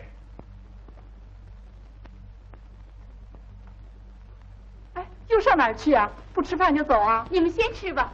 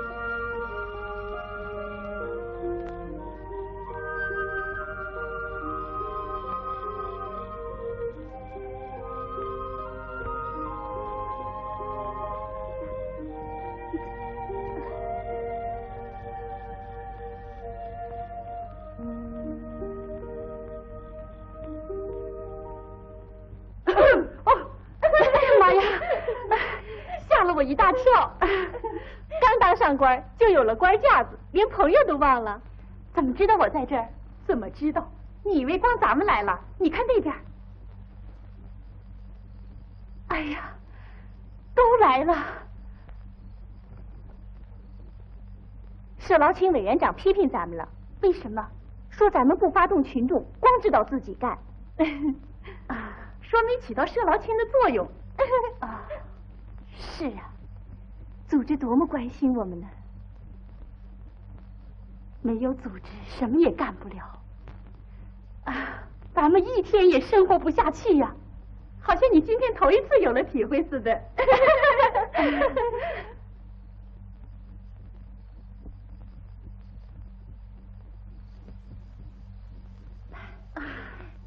歇会儿再干吧。好。真玉，还记得吗？这些苹果树还是咱们栽的呢。啊，记得，那棵是我栽的，这棵是你栽的。那边那棵是昌树栽的啊，那棵是我和你姐姐一块栽的。啊，那时候我们才那么高，那时候总想什么时候能吃到苹果。可现在为苹果丰收操心，想起来真像做梦一样。是啊，这事过了整整10年了，还是敬爱领袖冒着雨亲自视察北清的时候，我们在这开始栽的这些树，已经10年了。那次视察山坡地的果园以后，召开了党中央委员会、常务委员会扩大会议，明确地制定了要把全国的山都变成丰硕的果园的具体方案。就在敬爱领袖指出新的希望的第2天，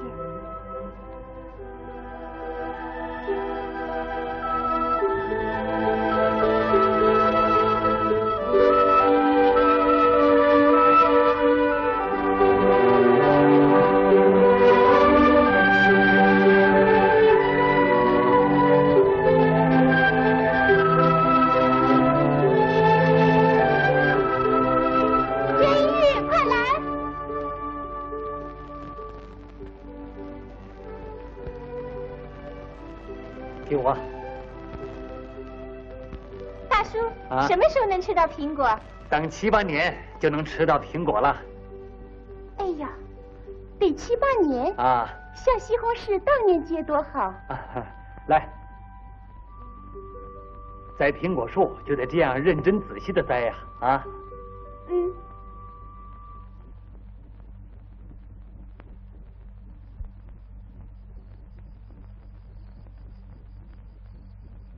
可是你看，苹果都结这么多了，可我们又干了些什么呢？是啊。哎，这些苹果怎么办呢？民集可能不知道今天就开始了。我去找他。管拖拉机的能同意吗？问问吧。民集同志，你来一下。真句呀。做饭呢。你把拖拉机挂上拖车，快开到果园去。干什么？运掉地下的苹果。管拖拉机的同志，他同意开吗？走。明吉，这小子不愿意给我做饭，溜了，真没办法。哎，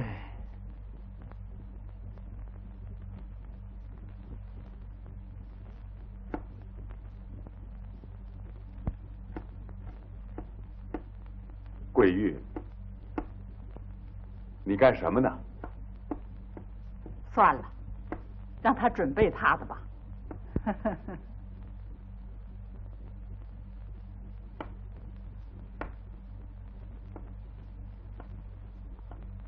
真玉哪儿去了？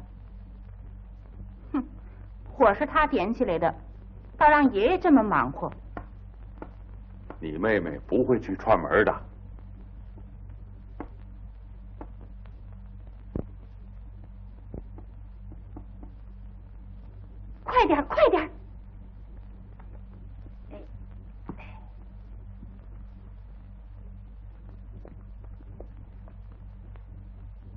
真玉，怎么了？你家就别留了吧。为什么？你妈在畜牧场也回不来。没问题，男人也能干这个嘛，照顾这个照顾那个，最后还有几家切的。明吉，深更半夜的也不问我一声，开拖拉机干什么去了？嗯，这是什么？你白天不是说要绝对听真玉的指挥吗？什么？哼，这小子，今天晚上就得切出来，明儿一早就晒出去。当班长的家里应该带头嘛，你快接着吧。哼，快给我！哎呀！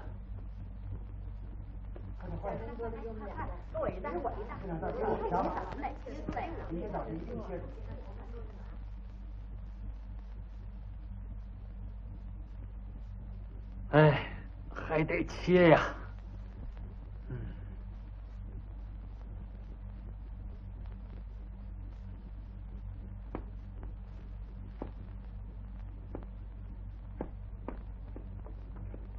还有储藏库的消毒，用福尔马林和硫磺消毒的方法。第一种，40%的福尔马林加上40倍的水。哎呦，这些大家都知道，我说这些干什么？讲吧，继续讲吧。讲吧，讲吧。那我就快点讲了。今天我得讲到加工方法这一部分。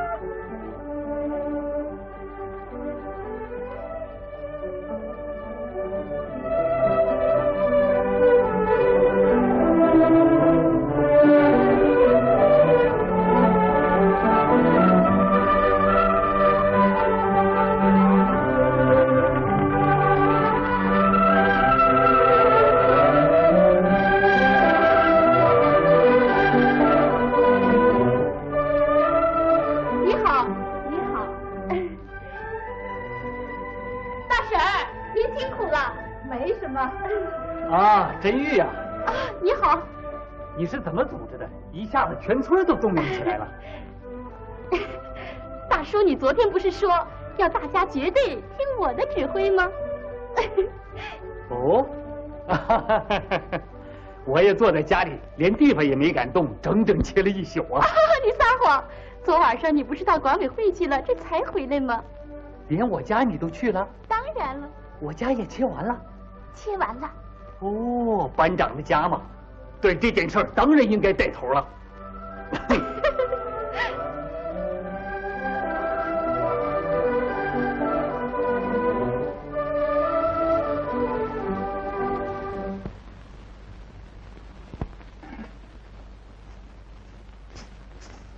哎呀，怎么又坏了？哎，又放炮了。哼，整天的出去跑，那自行车扛你那么折腾了。可是跑多少路就能办多少事儿。你还是少出去跑点吧，应该好好管理管理咱们作业班的事情了。那班里有多少事情等着你安排啊？你怎么这么能啰嗦呀？用不着你操心，好好为你主打得了。你知道我们畜牧场的姑娘都说你什么？他们又。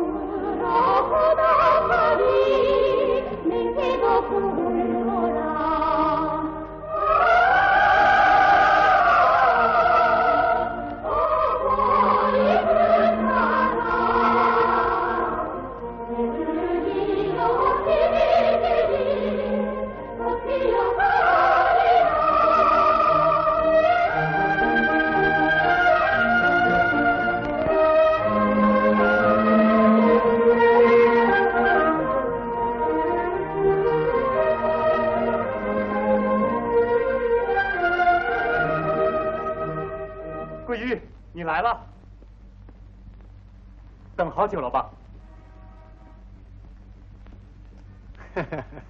来的不是时候啊。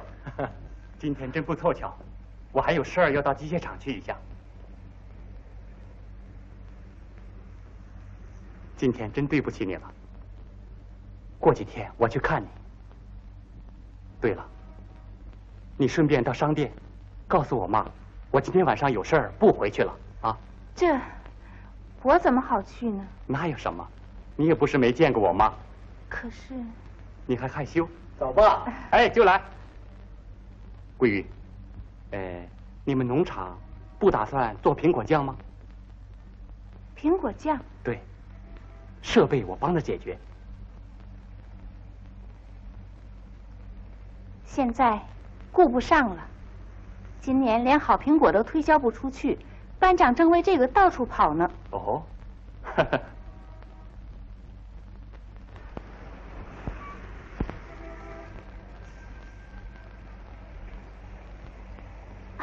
真玉同志啊，再见再见，有时别人到我们那儿去玩。好，常来信啊。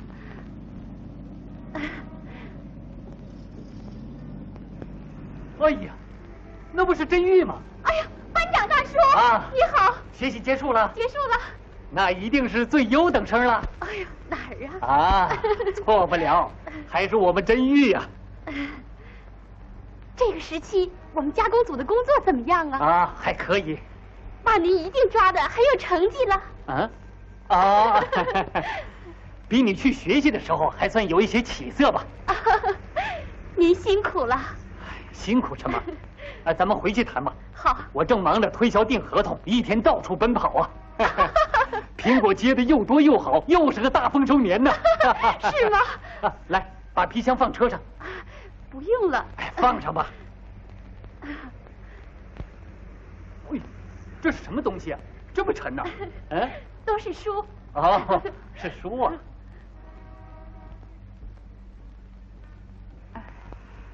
你们好，经理啊，你看，哎呀，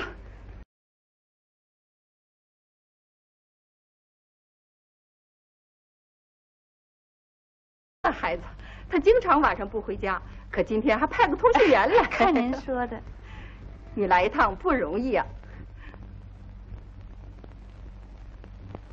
你应该谅解他。他最近的工作是挺忙的，就连我都快把他的模样忘了。经理同志，你好啊！哎呀，你好，班长同志。啊，你忙吧？啊，忙啊。啊，哦，桂玉也在这儿啊。哦，我明白了，你跟我说有要紧的事儿到市里来，原来是到你婆婆这办事儿啊？啊？你就当没看见，不就过去了？哦，你今天来有什么事情吗？是啊，今年丰收了，出来跑跑外交。哦，我们农场估计今年苹果产量要比去年增加2倍多。哦，所以我到商店来找经理同志来谈一谈合同的事儿，你还得多帮忙啊。我们这儿也不管订合同啊。不管哪行呢？管理处来问你，你就给我们宣传宣传，说石花农场的苹果呀是最好的啊。事实也是这样嘛？啊，是啊。哦，桂玉，真玉回来了。是吗？啊。哎呀，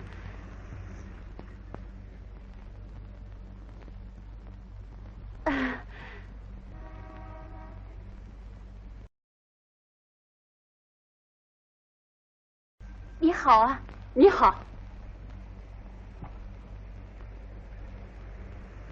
这是哪儿的苹果？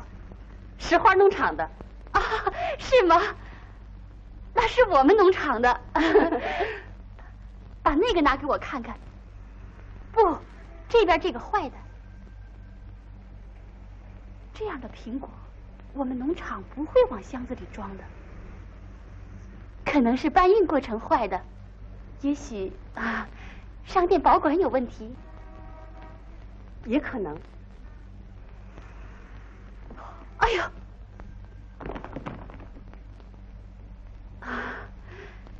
这样苹果能不损坏吗？你得像摆弄鸡蛋那样仔细才行。真玉，哦，姐姐，姐姐，你回来了，回来了，家里都好吗？都好。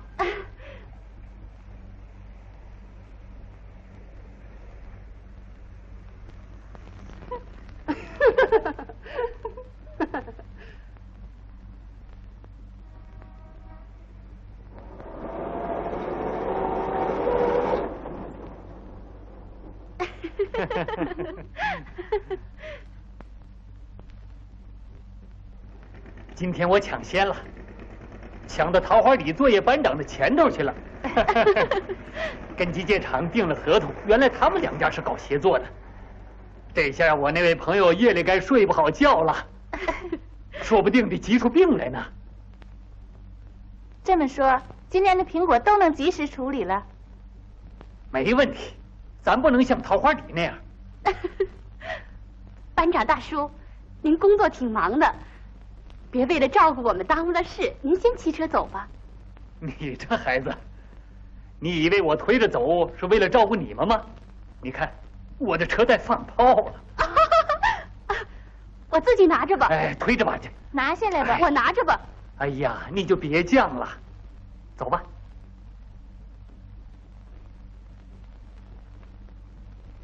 姐姐，你干什么去了？办点事儿。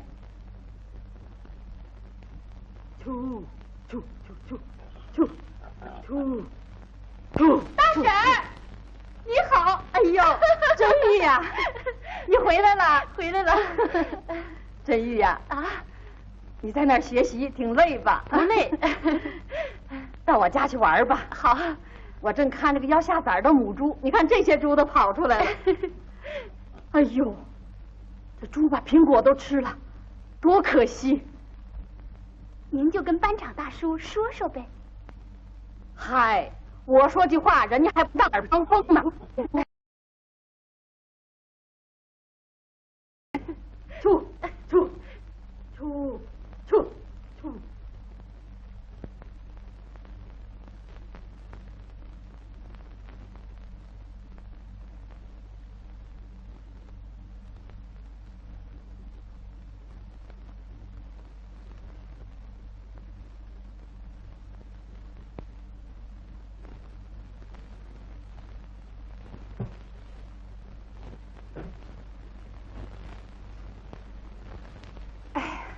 我以为是爷爷回来了。你在干什么呢？妈妈，你看，这是新出的维尼龙，颜色好看吗？哎呀，可真好看呢！你进城就为了买这个？妈，你看我穿上是不是有点太漂亮了？挺好的，好多人都穿这个呢。这花布可真好看啊！看看我们真玉的皮箱吧。都是书啊。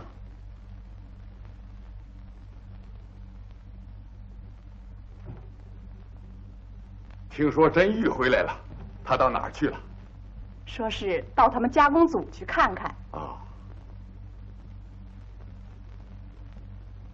他还给您带回了礼物呢。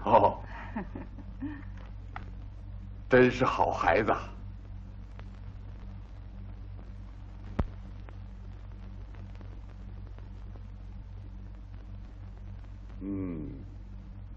正合适。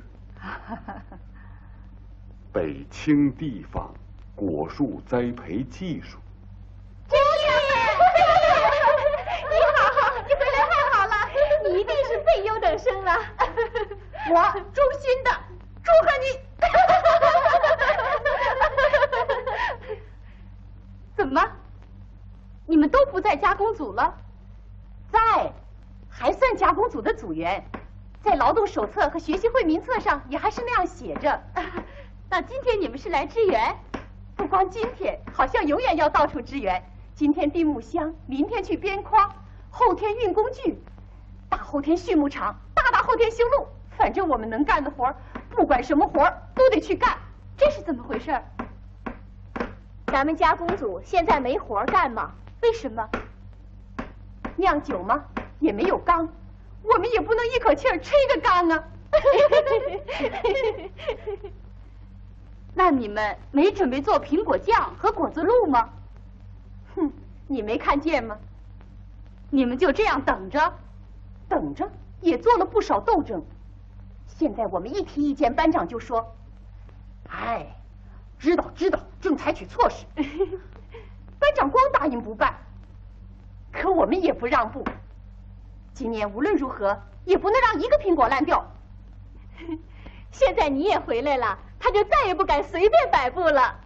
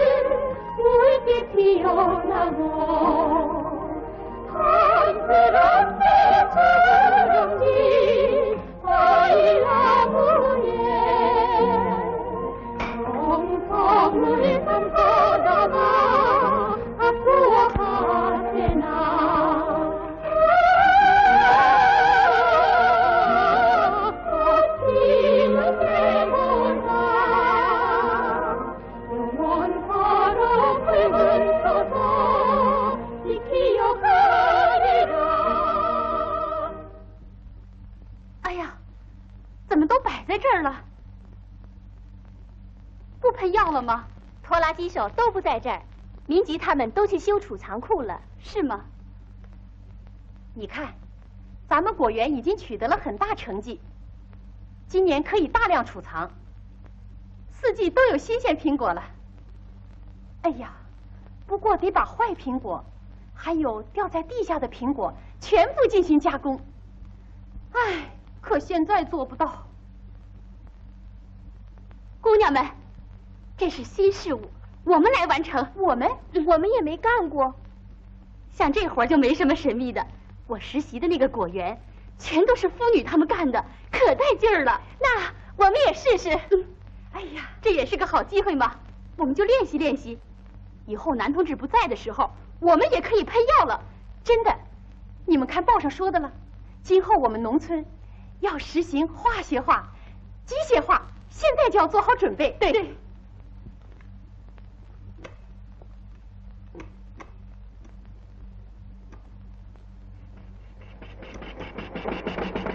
行了，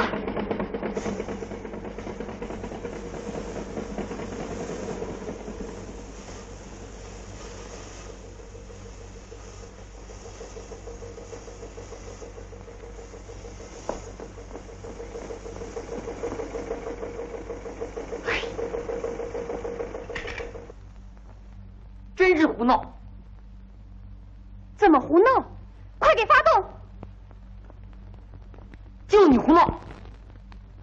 你说话注意点。拖拉机能随便发动吗？真是的，你们倒有理了。明吉同志，你好。啊，真玉，你回来了。我不跟你握手，你先给我发动着。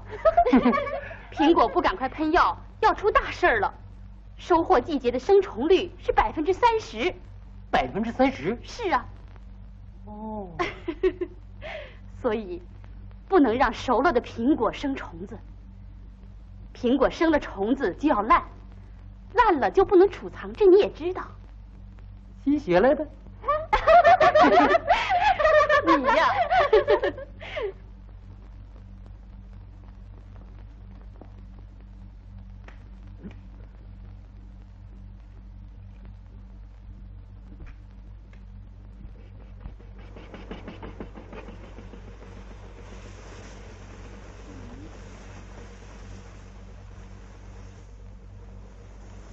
畅树，你看，这是怎么了？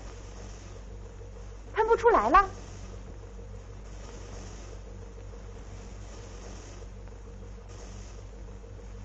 怎么了？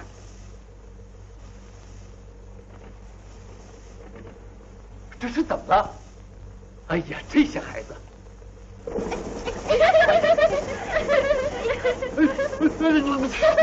快停下！快停下！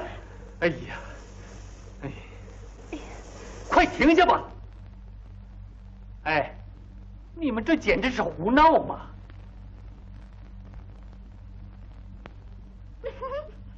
你们以为这是清水啊？啊？你们就是再不懂事，也不能拿着药水闹着玩嘛！哎，我临走不是安排你们去订箱子了吗？箱子早就订完了。嗯？箱子早就订完了。箱子早就订完了。哦，调皮姑娘干活还挺快呢啊！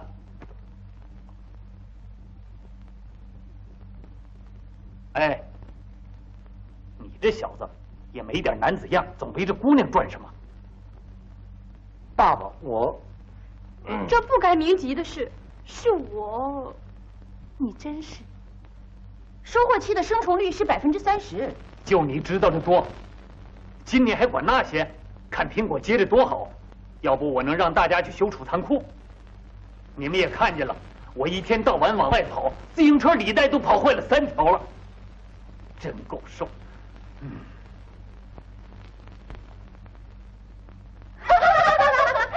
姑娘们，快去洗一洗，换换衣服吧。看你们弄得这个样子。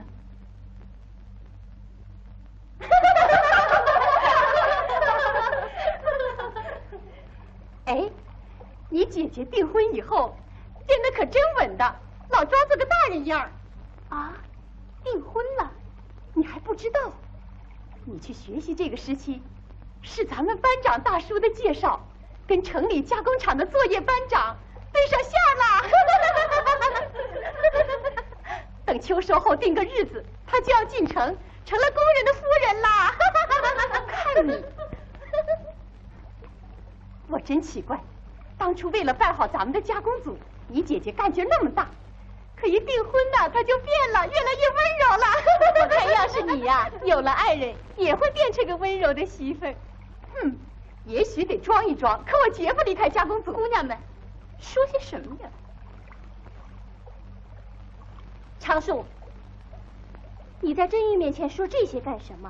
我就说给她听呢，让她姐姐知道这些，那才好呢。我跑到自行车带就要找我了。好的结果，咱们今年的苹果都订了合同了。啊，还有，咱们要推广国营果树农场已经试验成功的野外储藏苹果的方法。现在问题都基本解决了，都议论我到处跑了。哼，他们说别的农场有个摩托委员长，咱们农场呢？哦。那就是说我是摩托班长了？哎呦，摩托班长还是自动化呢，说你是自行车班长。我才是个自行车班长。调皮姑娘，等着瞧吧，看哪个作业班分配的多。来，拿着。老倔头。拿着。往后啊，你听别人的意见也得往心里去。你别总这个耳朵听了，那个耳朵就冒了。行了，行不行啊？哎呀，又差一点放炮，真够受。他大叔，哎呀，又差点没堵着你，要上哪儿去啊？啊，进城去，催合同的事儿，还有联系点支援的劳力，早下手能来点整劳力呀。家里的劳力都安排好了，没问题了。修储藏库的劳力你是怎么安排的呢？啊，瞧我这记性啊，我都把这个事儿给忘了。我看你就把这个事儿给组织一下吧，啊。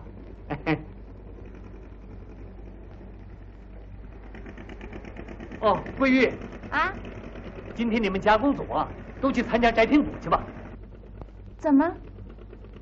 人手缺的要命啊！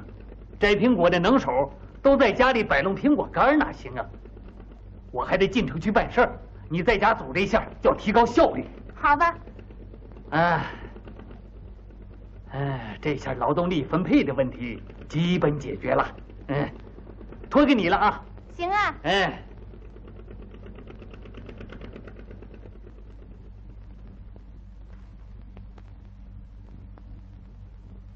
呀，这个事儿。哎，桂玉，把个很重要的事儿给忘了。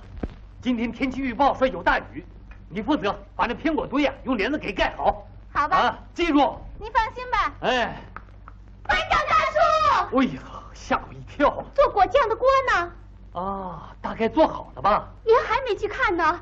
哎呀，跑得我晕头转向，把这事儿给忘了。哎呀，掉地下的苹果，你看都在那堆着呢。啊，知道。今天无论如何你得给解决，今天不带回来就要耽误事儿了。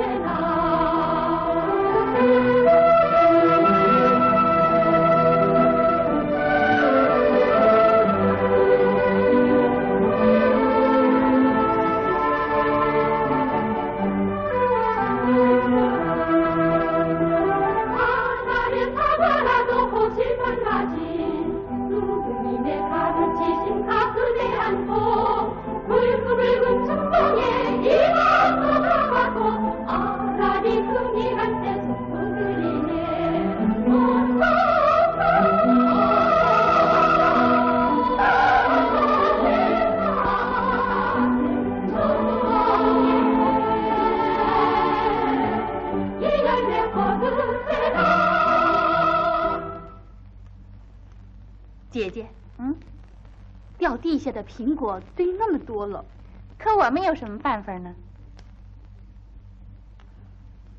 你变了，是吗？你这丫头，到时候你也就知道了。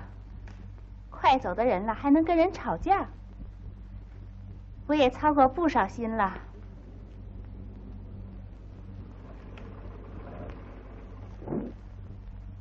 您好。你好。哎呀，真玉，我婆婆来了。哦，真玉，快回去告诉妈妈。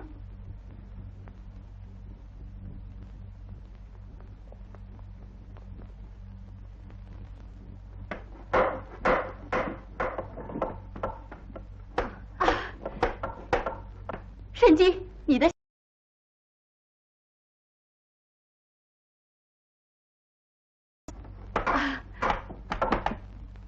你好啊，你好。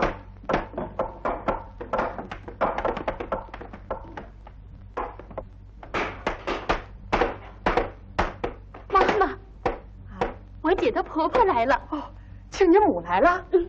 姐姐说让你准备一下午饭。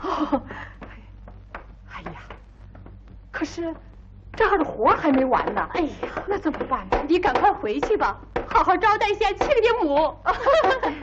那你就受累了。给我拿条子来。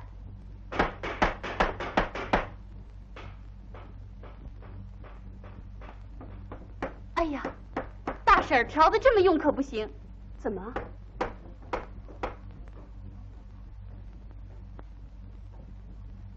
您得把皮儿剥掉啊！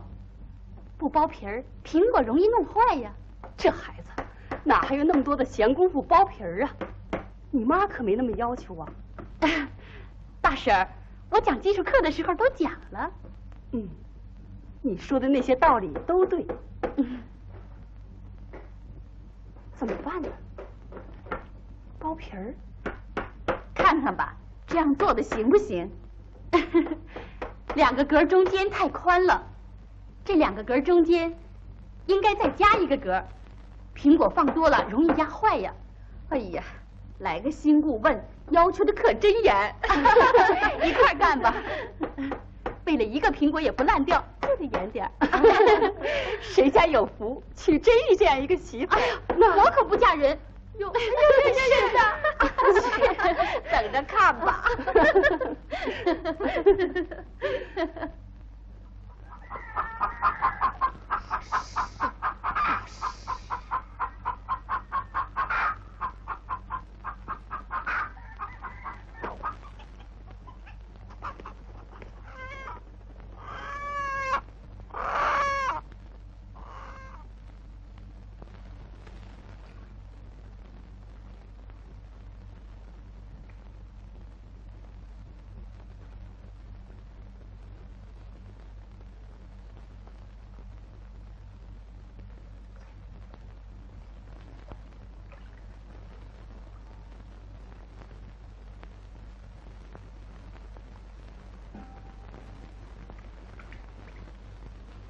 都准备好了。妈，你上哪儿去了？养鱼场。妈妈你。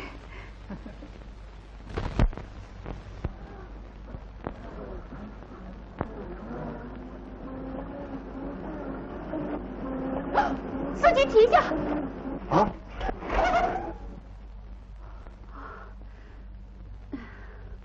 哎呀，怎么了？出事了！快快快，就是快出事了！怎么了？啊？啊，你没看见这个吗？这，哎呀，大惊小怪的，吝啬的都吓死个人啊！哦，这怎么是吝啬？你知道这是什么苹果？什么？国光？啊，北青。我问的是，这片荒凉地方怎么会有这么多苹果？难道苹果多了就可以开车压碎它吗？司机同志做的是不对，你批评的有道理。真玉。哎呀，大婶儿，你好啊！你可真负责呀。刚才看你从车上下来，我就躲开了，可在这儿又碰上您了。躲什么呢？怪不好意思的。你们骂我了吧？为什么要骂你啊？你给我们商店提了些宝贵意见，我们认真做了检查，正在改进呢。你去看看，已经有了些变化了。哎呀，大婶儿。哦，我走了啊。大婶儿，我妈还等着你呢。等我？这大忙季节我去看亲家，你这个丫头还不得批评我呀？哎呀，桂玉来的正好。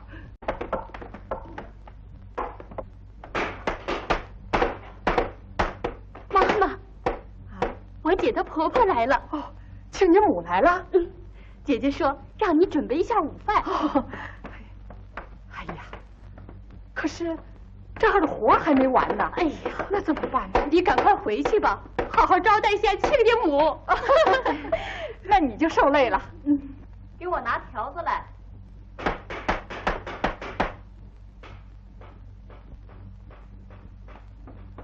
哎呀，大婶儿调的这么用可不行。怎么？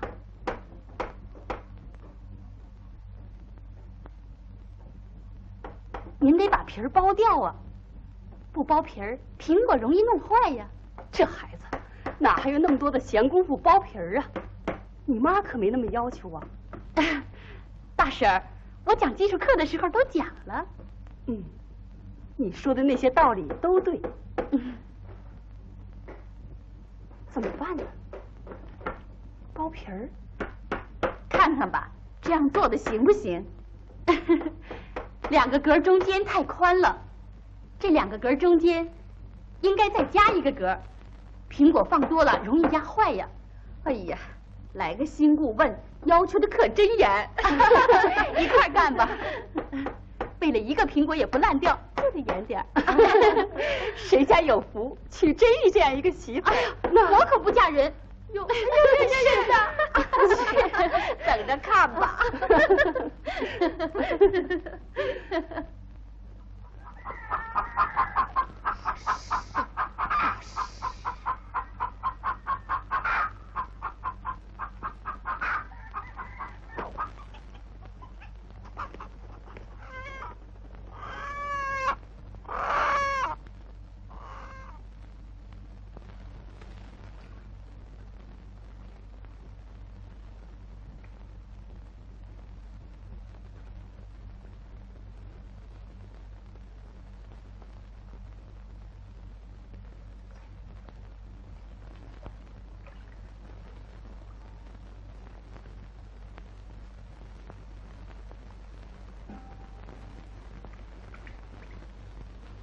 都准备好了。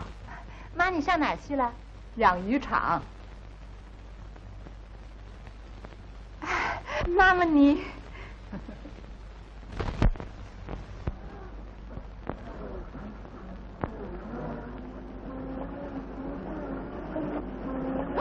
司机停下！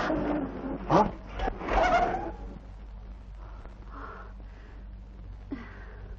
哎呀，怎么了？出事了！快看！就是快出事了！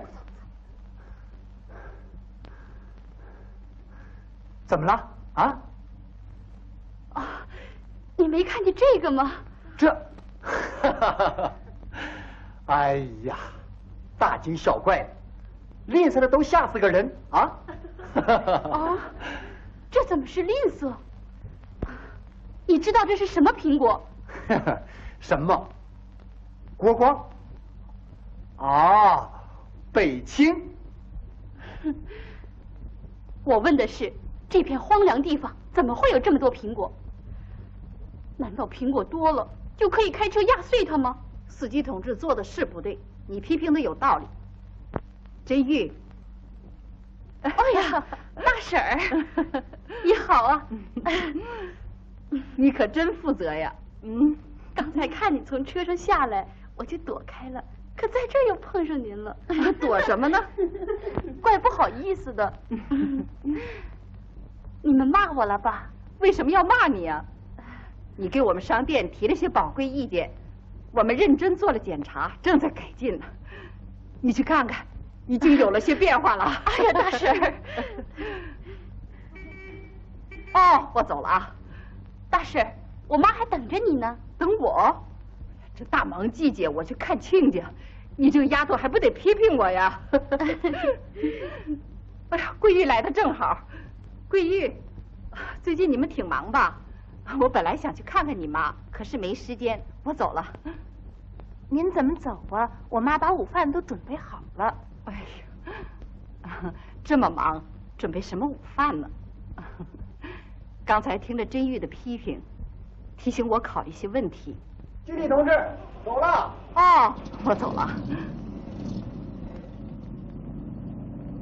同志，改日再来向你做检讨吧啊！你怎么这么急着走了？是我太过分了。你又说了些什么？没说什么。这么说，你那天去批评亲家母的商店了？哎呀，看这事儿闹的。那天就算你不知道，可今天呢？哼，你呀，你也太不懂事儿了。这大婶儿真怪，她有意见就直接提呗。她当时说的挺好的，可连饭都不吃就走，你还不快给我住嘴！真玉有什么错误？见了不对的就批评，100个正确。万一要是把亲家母惹翻了呢？要是这点小事他就计较，我们这边还不干了呢。不管怎么说，人家是个经理，还能没有度量？哎呀，话是这么说，可姑娘家总得让着人家点儿。为什么要让着点儿？儿媳妇儿，这种思想就是要不得。你这都是封建思想，封建的。妈妈，姐姐订婚，你怎么也变了呢？哼，说话都低人家3分。你不说话不行啊！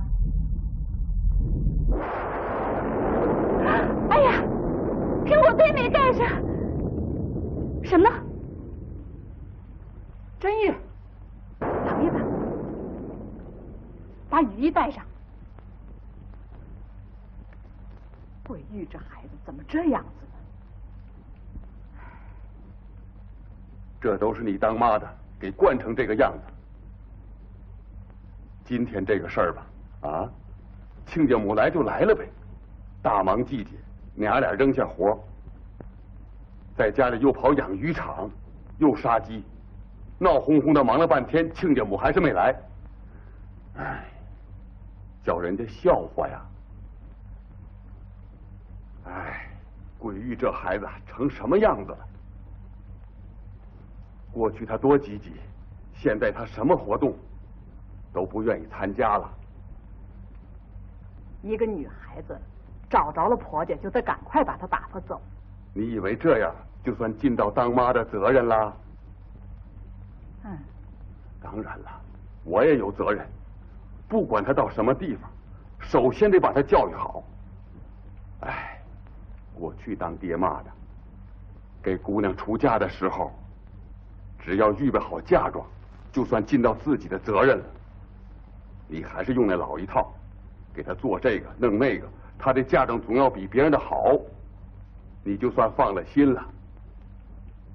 这些不行，首先教育孩子有好思想，懂吗？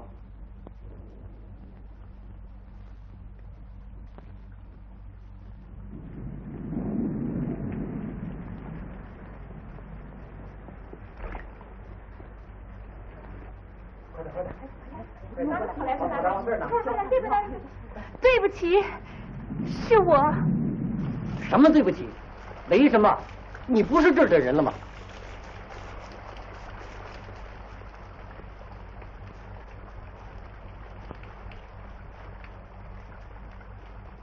怎么了？我跑了有什么用？是人家的人了。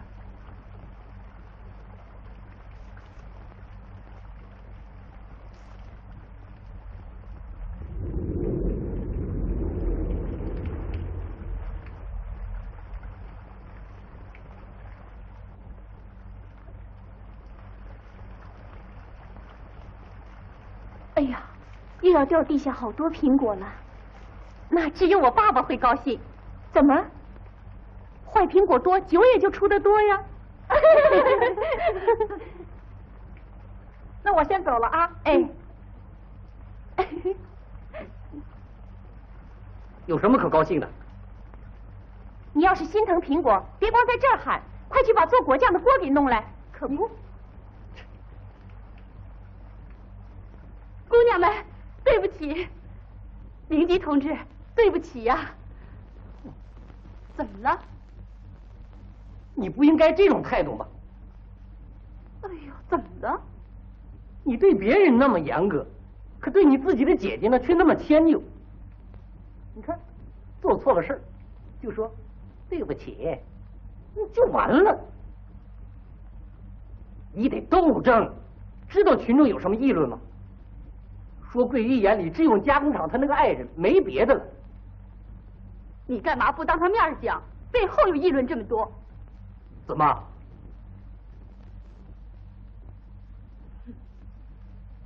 想着他爱人有什么不好？要是你爱人把你当成苦黄瓜，你心里就高兴了？我不高兴，我能忍耐。可是他要是像你姐姐那样，对集体的事业一点不关心，对不起，我就不能饶了他。你别理他，他怎么不跟他爸爸做斗争呢？什么？哎，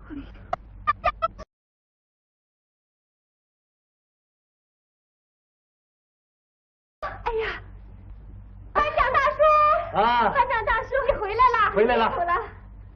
哎呀，急急忙忙的赶到了家，雨又停了。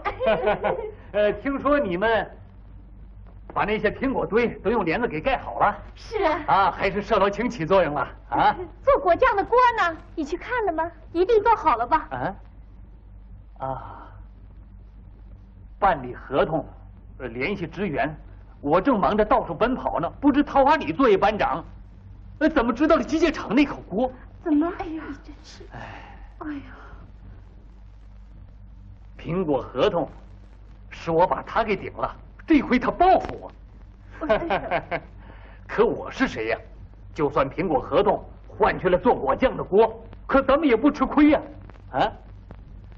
哎，没关系，今年丰收了，掉地下那么点苹果，有什么了不起的？真没想到，大叔你这样不负责任。你这孩子也太没礼貌了。要说农场的苹果烂了，你说是我心疼还是你心疼？论责任也是得我负责。这越惯越不像话。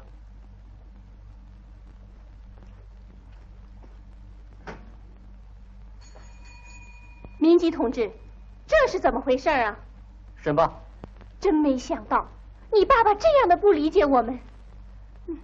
他跑倒是跑了，就是……你不应该这种态度。怎么？你对别人要求那么严格，可对自己的爸爸就这样迁就。常树，你得跟他斗争啊！这姑娘们，别这样。大叔工作太忙了。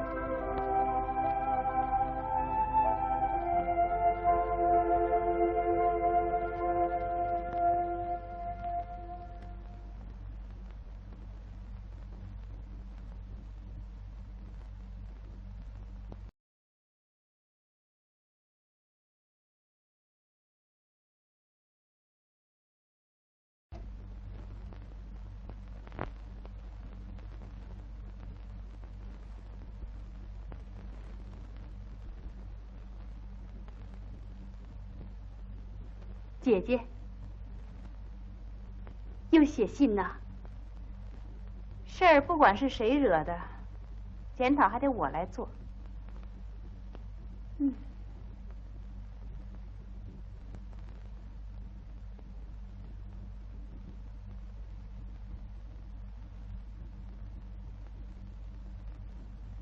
姐姐，做果酱的锅让桃花梨给弄去了。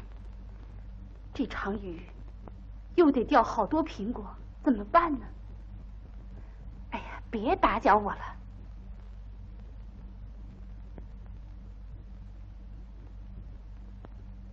姐姐，干什么？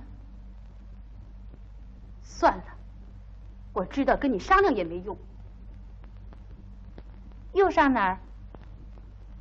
在家能坐得住吗？出去想个办法。真玉，你别总自个儿逞能。要都谁想干什么就干什么，那负责同志怎么工作呀？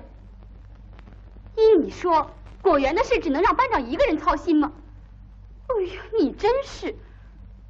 掉地下那么多苹果在那烂着呢，好多姑娘心疼的都哭了，可你就那么平静。什么？真玉，你怎么了？谁像你呀，只关心你自己。真玉，你关心怎么建立你的小家庭，我们不能那样生活。你是脸上抹着粉，穿着维尼龙，打着汗伞，推着小孩车整天逛的那种人。我们要把一生都贡献给果园，我们怎么能跟你这样呢？啊，你怎么能这么说呢？你不愿意听，我也得说完。姐姐，你确实在变。领袖教导我们农民都要实行革命化、工人阶级化。现在是陶醉在和平幻想的时候吗？美国鬼子要吃掉我们，和日本鬼子勾结起来了。姐姐，祖国南半部的妈妈们受着敌人的欺压，连用草席搭的棚子都被霸占去，被赶在外面流浪，孩子们饿得晕倒在路上，妈妈们向我们伸出了求援的手，这些你怎么想不到？不管在什么地方，都在为解放南半部的同胞进行着紧张的战斗。只有姐姐你这样生活，像你这样生活，我们农场不，我们国家绝不能容许。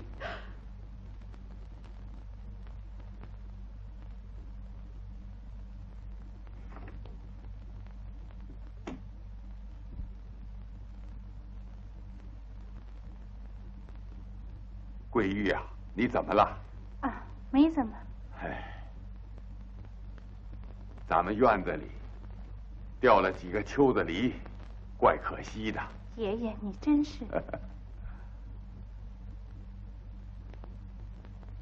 真玉，你也来坐一坐。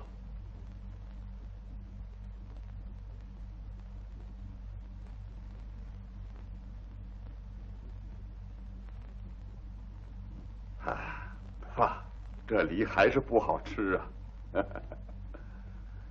人的口味变了。现在苹果有的是，都烂在地里。可旧社会，我们那个村子，只有地主家院子里有那么一棵梨树，很多孩子想吃都吃不着啊。那个年头，我给地主家当了一辈子长工。你爹小的时候，就这样的秋子梨，他一个也没有吃过呀。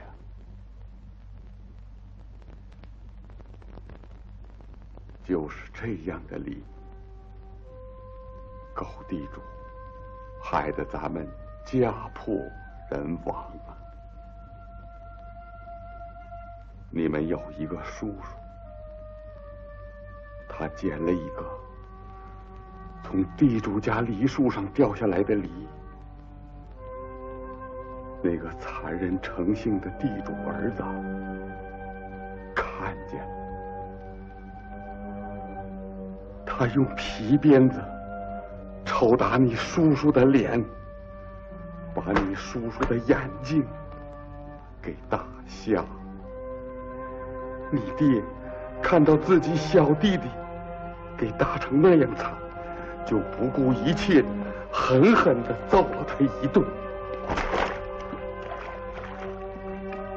咱们家几辈子给地主当长工，过着牛马一样的生活。可是我看到这个情景，我也抑制不住自己的愤恨。明知道在那个世道，我这个行动会有什么样的后果。可是人的忍耐是有限度的，我也把狗地主狠狠地揍了一顿。就这样，那个不讲理的旧社会，他们全家被赶出去了，我被地主捆绑着，全家跟在后边，看着走着。我那个被打瞎了眼睛的小儿子想摸一摸我，他一伸手就倒下去。我的心呐，都要碎了。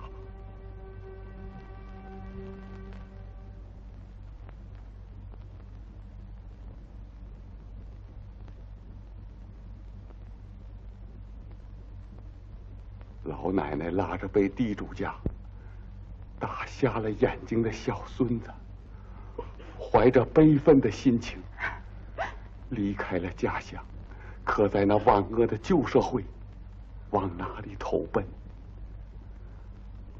后来，在一个寒冬腊月里，外边刮着大风雪，你那被打瞎眼睛的叔叔身上没有棉衣，饿着肚子倒在江边上，我那可怜的小儿子再也起不来了。老奶奶抱起倒下的小孙子，捶着胸膛坐在那儿哭啊哭啊。就这样，怀着对旧社会的痛恨，扔下你可怜的爹，也倒在路旁死去了。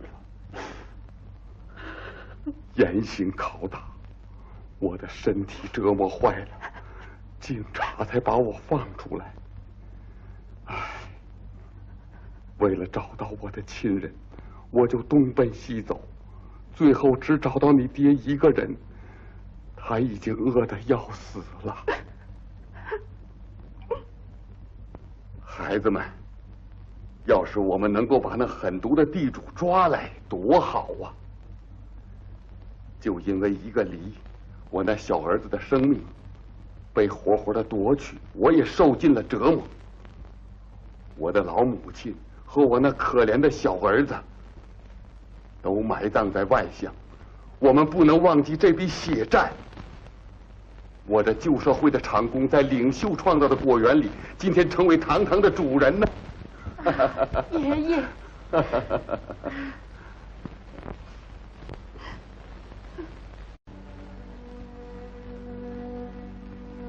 敬爱的领袖，为了让人民过上美好的生活，为了把我们的国家变成一个富饶的果园，进行了斗争。我们要深刻的体会敬爱的领袖火热般的心情啊！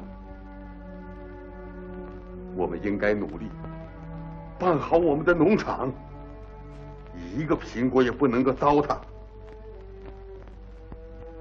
我们要让在旧社会受欺压、受苦难的人们吃得好，生活得好，这样才能让领袖放心呐。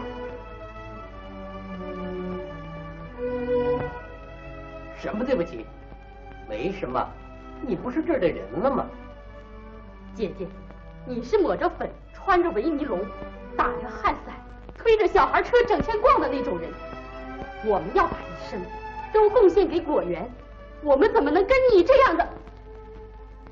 像你这样的生活，我们农场不，我们国家绝不能容许。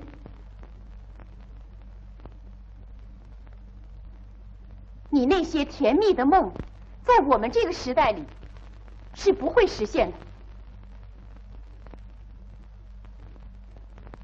你看我们这些青年里，哪有像你那样追求享受和个人安逸的？在社劳青里，有你这样的人，真是个耻辱。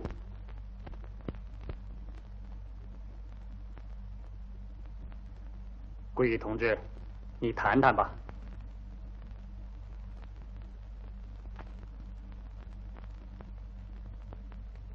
同志们批评的对，针对我的缺点，大家及时的帮助了我。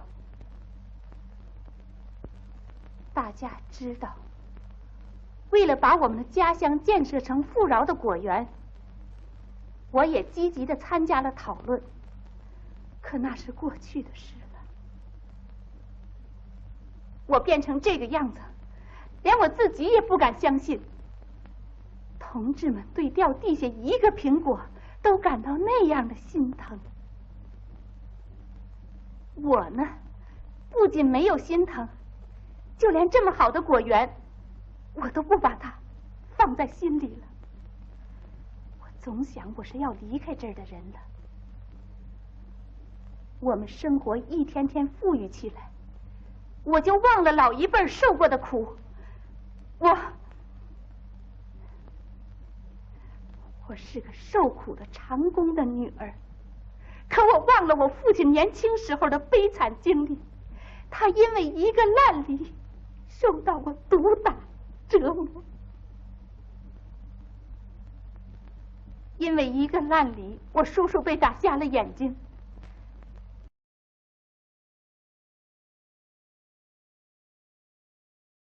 们领着他瞎眼睛的孙子，在寒冬的风雪里，都冻死在江边上了。这血泪的家事，是几天几夜也说不完的。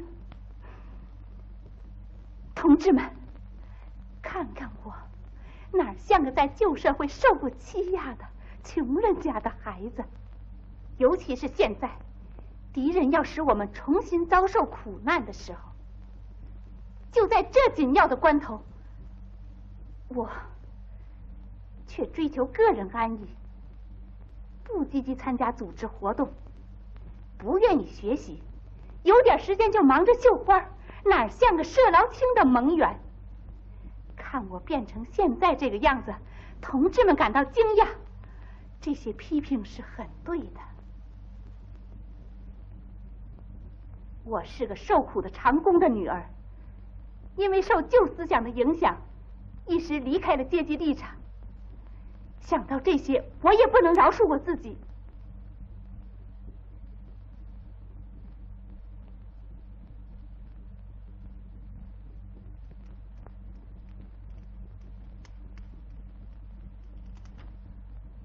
唉，能弄到这么个程度，就基本解决了。爸爸总对自己满足，你了解情况吧？你这小子啊，好像你替我为做果酱锅的事儿受姑娘们的气了啊！哎，明吉呀，男人嘛，别跟姑娘们一般见识。这个耳朵听了，那个耳朵冒了，也就算了。爸爸，大家的意见你这个耳朵听了，那个耳朵冒了，可让我那些伙伴多着急呀！我也挺上火的。知道，做果酱的锅算什么？苹果合同我们跟机械厂落实了，我咔嚓一下刚把图章盖上，桃花里作业班长就到了。我看他那个发愁的样子，说这些都不脸红。桃花里的苹果是谁家的？是美国鬼子的吗？这是什么话？你为什么看不到那么多掉地下的苹果？爸爸，你是个官僚主义者。说我是官僚主义者？当然了，你总是想着法儿的不接受意见，可表面上还说好听的，我都为你害羞。给我住嘴！负责人嘛，也可能犯下官僚主义。哼！可我还是爱护我们作业班里的人，这是我的骄傲。我不分昼夜的往外跑，也不单单是为了我和你的利益，是为了让大家多分到几个钱。得了吧，你说你关心自己的人，青年人冒着大雨点苹果，你关心了吗？你看看外边，大家正在想办法试验做果子酱。可是你当班长的却不关心，也不帮着他们想些办法。这深更半夜的来跟我吵嘴，你怎么不去啊？我能跟他们一起干吗？我不能，因为我没脸去见人。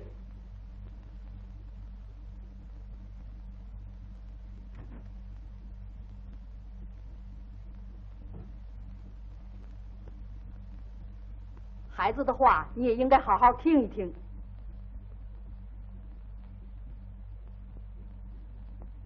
这些孩子为了不糟蹋一个苹果，操了不少的心。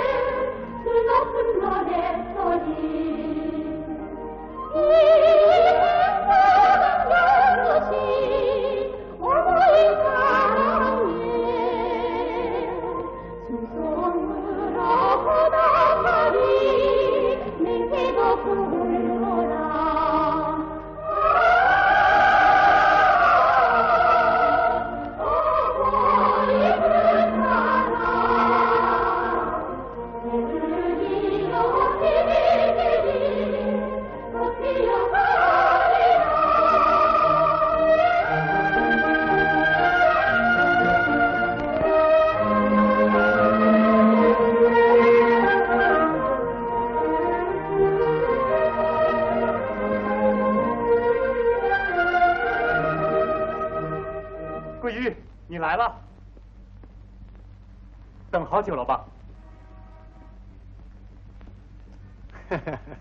来的不是时候啊！今天真不凑巧，我还有事儿要到机械厂去一下。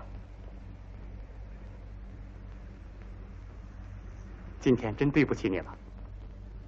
过几天我去看你。对了，你顺便到商店告诉我妈，我今天晚上有事儿不回去了啊。这，我怎么好去呢？那有什么？你也不是没见过我妈。可是，你还害羞？走吧。哎，就来。桂玉，你们农场不打算做苹果酱吗？苹果酱？对，设备我帮着解决。现在顾不上了，今年连好苹果都推销不出去，班长正为这个到处跑呢。哦，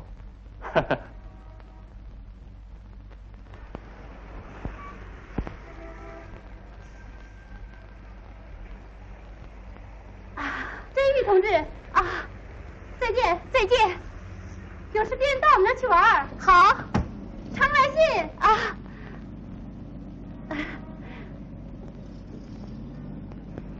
哎呀，那不是真玉吗？哎呀，班长大叔啊，你好。学习结束了？结束了。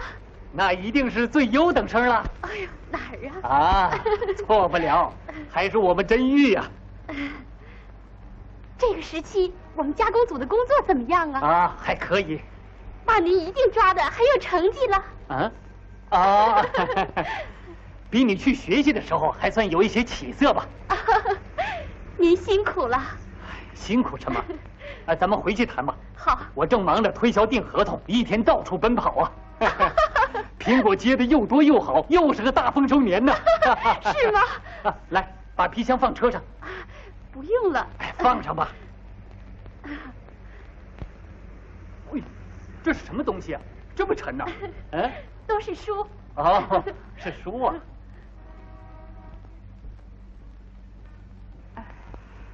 你们好，经理。啊，你看。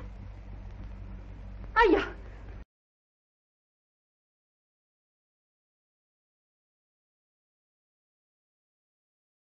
那孩子，他经常晚上不回家，可今天还派个通讯员来。看您说的，你来一趟不容易啊。你应该谅解他，他最近的工作是挺忙的，就连我都快把他的模样忘了。经理同志，你好啊！哎呀，你好，班长同志。啊，你忙吧？啊，忙啊。啊，哦，桂玉也在这儿啊。哦，我明白了，你跟我说有要紧的事儿到市里来，原来是到你婆婆这办事儿啊？啊？你就当没看见，不就过去了？哦。你今天来有什么事情吗？是啊，今年丰收了，出来跑跑外交。哦。我们农场估计今年苹果产量要比去年增加2倍多。哦。所以我到商店来找经理同志来谈一谈合同的事儿，你还得多帮忙啊。我们这儿也不管订合同啊。不管哪行呢？管理处来问你，你就给我们宣传宣传，说石花农场的苹果呀是最好的啊。事实也是这样嘛。啊。是啊。哦，桂玉，真玉回来了。是吗？啊。哎呀！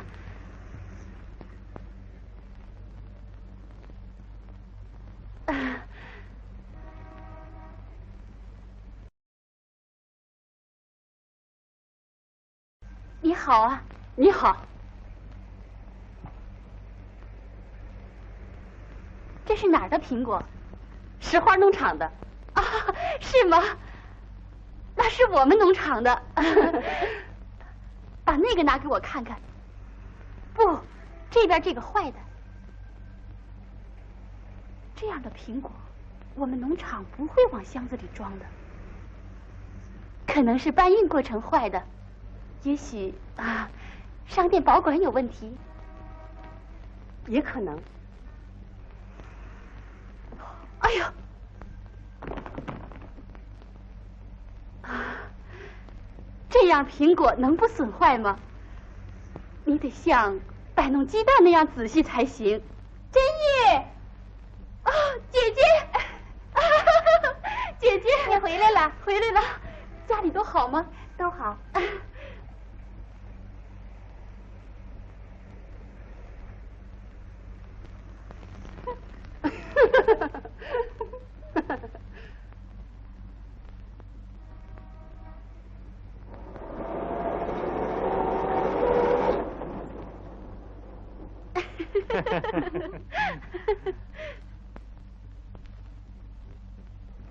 今天我抢先了，抢到桃花里作业班长的前头去了。跟机械厂订了合同，原来他们2家是搞协作的。这下我那位朋友夜里该睡不好觉了，说不定得急出病来呢。这么说，今年的苹果都能及时处理了？没问题，咱不能像桃花里那样。班长大叔，您工作挺忙的，别为了照顾我们耽误了事。您先骑车走吧。你这孩子，你以为我推着走是为了照顾你们吗？你看，我的车带放炮了。我自己拿着吧。哎，推着吧去。拿下来吧。我拿着吧。哎呀，你就别犟了，走吧。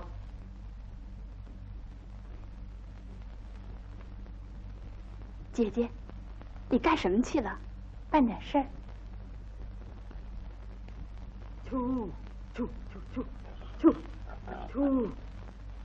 大婶儿，你好。哎呦，真玉呀，你回来了，回来了。真玉呀，啊，你在那儿学习挺累吧？不累。到我家去玩吧。好。我正看着个要下崽的母猪，你看这些猪都跑出来了。哎呦，这猪把苹果都吃了，多可惜！您就跟班长大叔说说呗。嗨，我说句话，人家还不让耳旁风呢。出。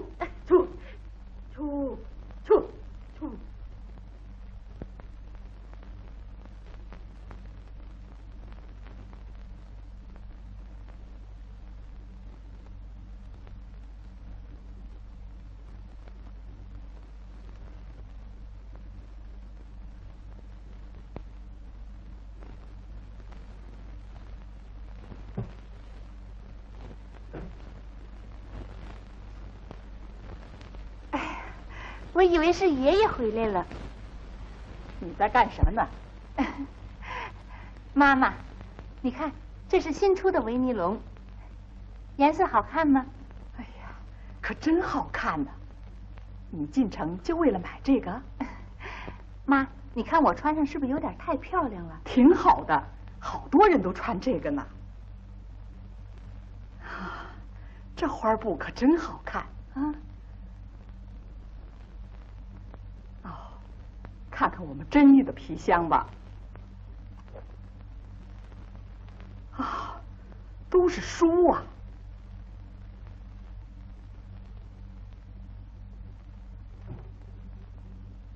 听说真玉回来了，他到哪儿去了？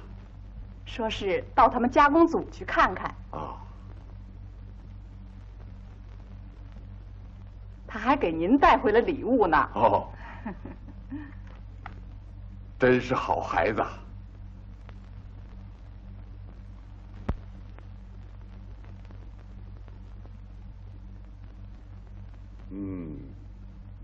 正合适。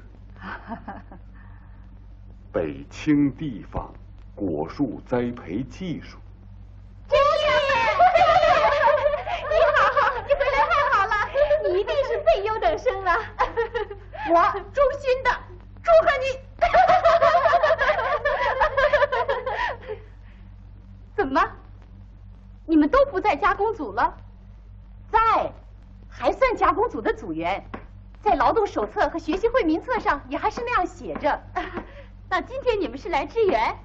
不光今天，好像永远要到处支援。今天钉木箱，明天去边框，后天运工具，大后天畜牧场，大后天修路。反正我们能干的活，不管什么活都得去干。这是怎么回事？咱们加工组现在没活干吗？为什么？酿酒吗？也没有缸。我们也不能一口气儿吹个缸啊！那你们没准备做苹果酱和果子露吗？哼，你没看见吗？你们就这样等着？等着也做了不少斗争。现在我们一提意见，班长就说：“哎，知道，正采取措施。”班长光答应不办，可我们也不让步。今年无论如何也不能让一个苹果烂掉。现在你也回来了，他就再也不敢随便摆布了。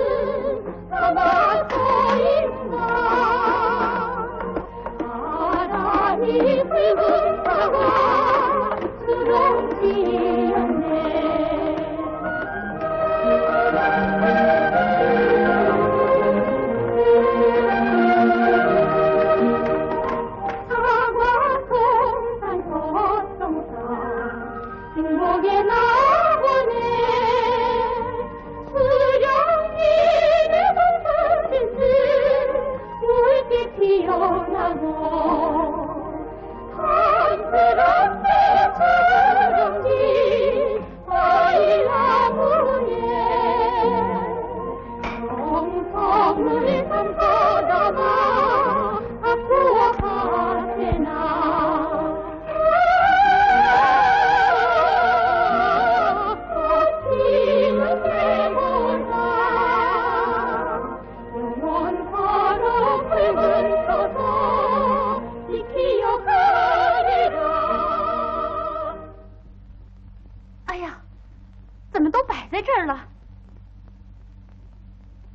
到了吗？拖拉机手都不在这儿，民吉他们都去修储藏库了，是吗？你看，咱们果园已经取得了很大成绩，今年可以大量储藏，四季都有新鲜苹果了。哎呀，不过得把坏苹果，还有掉在地下的苹果全部进行加工。哎，可现在做不到。姑娘们，这是新事物，我们来完成。我们也没干过，像这活就没什么神秘的。我实习的那个果园，全都是妇女她们干的，可带劲儿了。那我们也试试。哎呀，这也是个好机会嘛，我们就练习练习。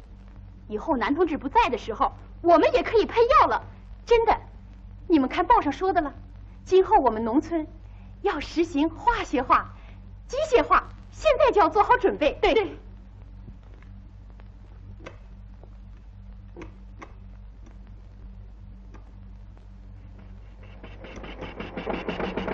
行了。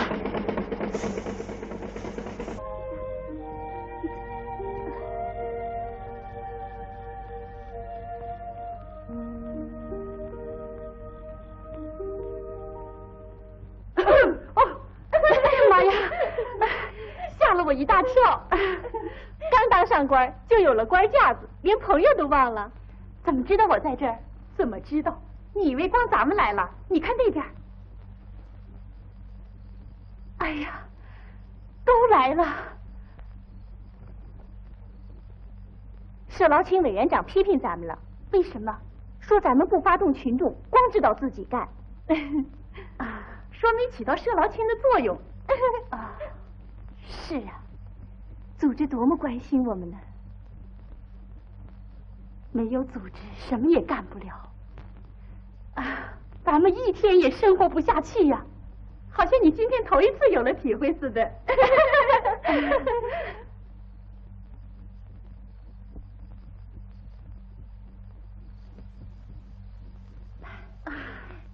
歇会儿再干吧。好。真玉，还记得吗？这些苹果树还是咱们栽的呢。啊，记得，那棵是我栽的，这棵是你栽的。那边那棵是昌树栽的啊，那棵是我和你姐姐一块栽的。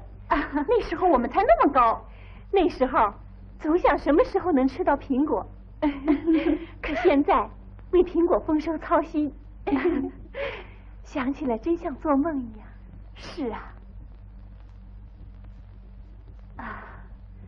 这事过了整整10年了，还是敬爱领袖冒着雨亲自视察北清的时候，我们在这开始栽的这些树，是已经10年了。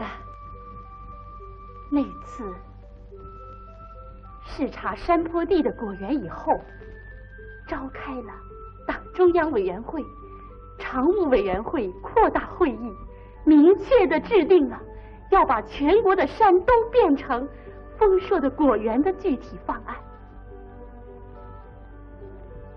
就在敬爱领袖指出新的希望的第2天，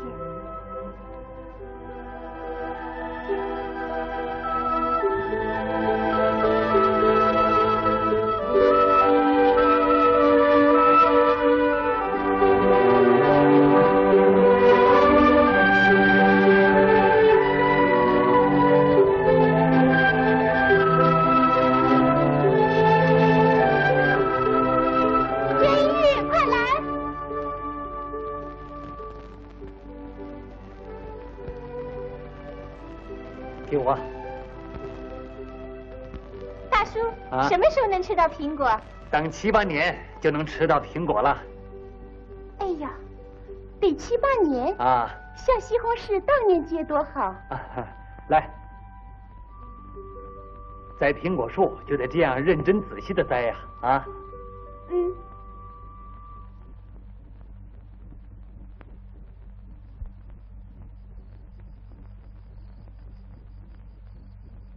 可是你看，苹果都结这么多了，可我们又干了些什么呢？是啊，些苹果怎么办呢？民吉可能不知道今天就开始了。我去找他。管拖拉机的能同意吗？问问吧。民吉同志，你来一下。真玉呀！啊，做饭呢。你把拖拉机挂上拖车，快开到果园去。干什么？运掉地下的苹果。管拖拉机的同志，他同意开吗？嗯。走。明吉，这小子不愿意给我做饭，溜了，真没办法。哎。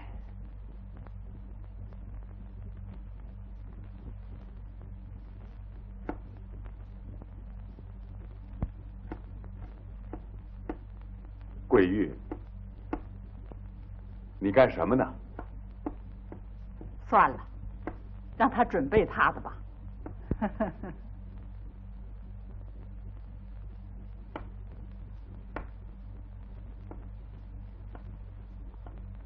真玉哪儿去了？哼，火是他点起来的，倒让爷爷这么忙活。你妹妹不会去串门的。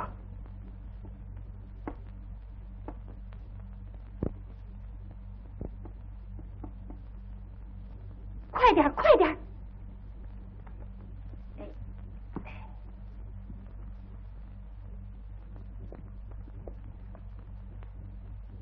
真玉，怎么了？你家就别留了吧。为什么？你妈在畜牧场也回不来。没问题，男人也能干这个嘛，照顾这个，照顾那个，最后还有几家企业的。明吉。深更半夜的也不问我一声，开拖拉机干什么去了？嗯，这是什么？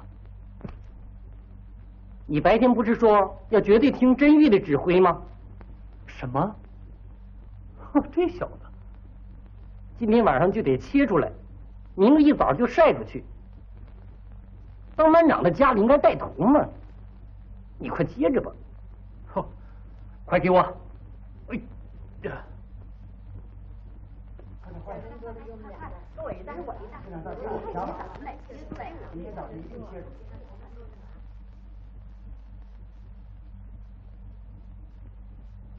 哎，还得切呀。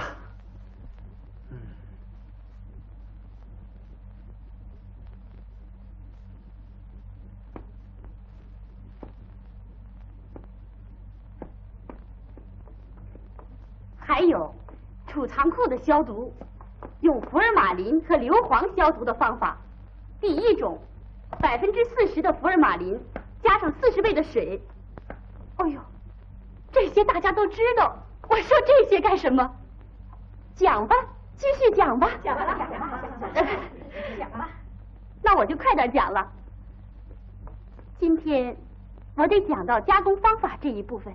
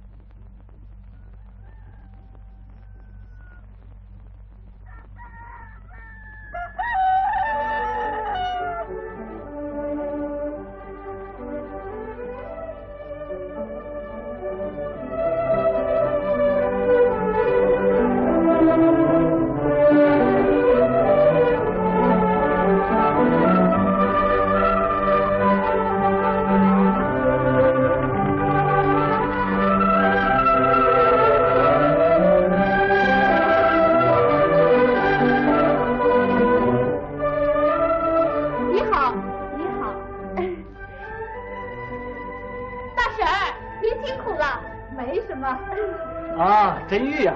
啊，你好。你是怎么组织的？一下子全村都动员起来了。大叔，你昨天不是说要大家绝对听我的指挥吗？哦，我也坐在家里，连地方也没敢动，整整切了一宿啊！你撒谎！昨晚上你不是到管委会去了，这才回来吗？连我家你都去了？当然了，我家也切完了。切完了。哦，班长的家嘛，对这件事当然应该带头了。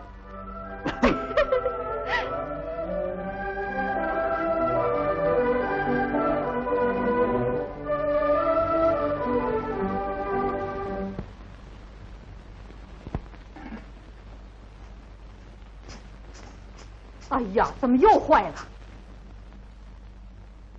哎，又放炮了。哼，整天的出去跑，那自行车扛你那么折腾了。可是跑多少路就能办多少事儿。你还是少出去跑点吧，应该好好管理管理咱们作业班的事情了。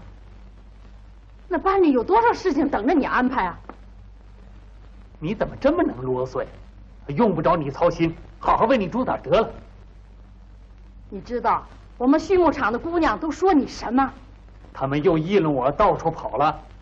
哼，他们说别的农场有个摩托委员长，咱们农场呢？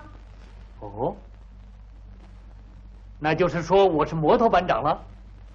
哎呦，摩托班长还是自动化呢，说你是自行车班长。我才是个自行车班长。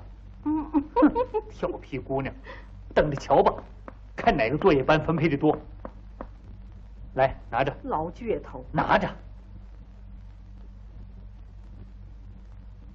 往后啊，你听别人的意见也得往心里去，你别总这个耳朵听了，那个耳朵就冒了。行了，行不行啊？哎呀，啊，又差一点放炮，真够受。哎，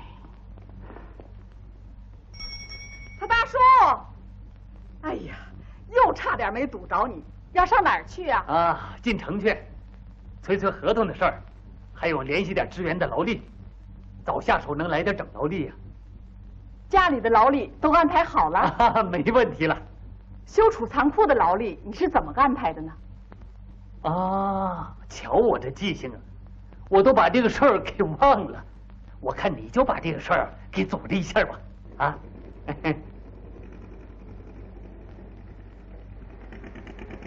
哦，桂玉啊，今天你们加工组啊都去参加摘苹果去吧。怎么？人手缺的要命啊！摘苹果的能手都在家里摆弄苹果干，哪行啊？我还得进城去办事儿，你在家组织一下，要提高效率。好吧。这下劳动力分配的问题基本解决了。托给你了啊。行啊。哎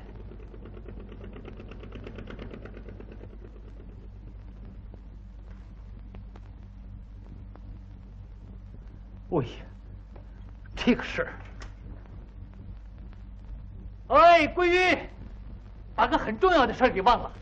今天天气预报说有大雨，你负责把那苹果堆啊用帘子给盖好。好吧。啊，记住。你放心吧。哎。班长大叔！哎呀，吓我一跳。做果酱的锅呢？啊，大概做好了吧？您还没去看呢？哎呀，跑得我晕头转向，把这事儿给忘了。哎呀。掉地下的苹果，你看都在那堆着呢。好，知道。今天无论如何你得给解决，今天不带回来就要耽误事儿了。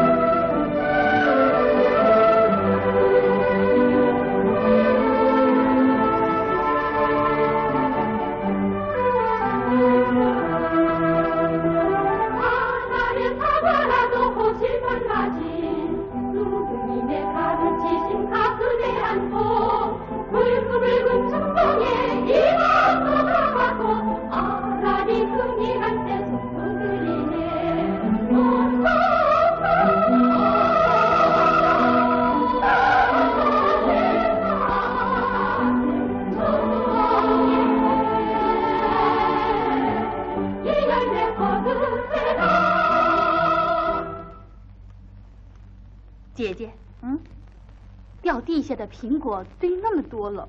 可我们有什么办法呢？你变了，是吗？你这丫头，到时候你也就知道了。快走的人了，还能跟人吵架？我也操过不少心了。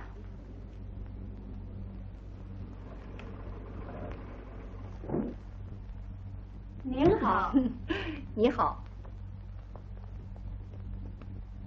哎呀，真玉，我婆婆来了。哦，真玉，快回去告诉妈妈。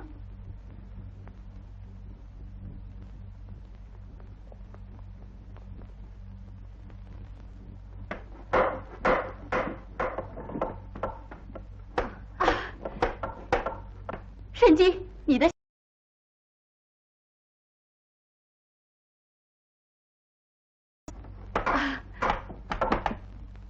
你好啊，你好。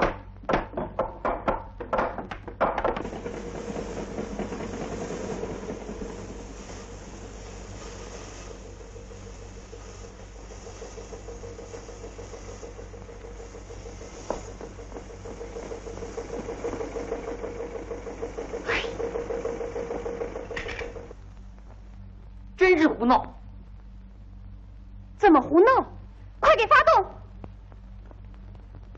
就你胡闹！你说话注意点。拖拉机能随便发动吗？真是的，你们倒有理了。明基同志，你好。啊，真玉，你回来了。我不跟你握手，你先给我发动着。苹果不赶快喷药，要出大事了。收获季节的生虫率是30%。30%？是啊。哦。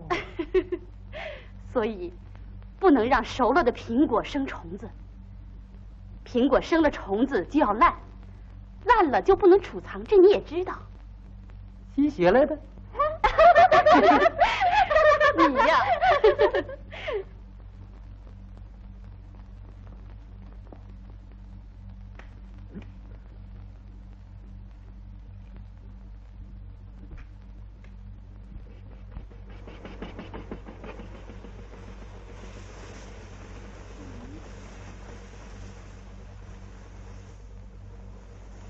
畅树，你看，这是怎么了？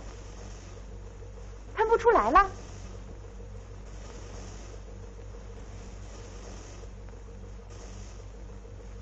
怎么了？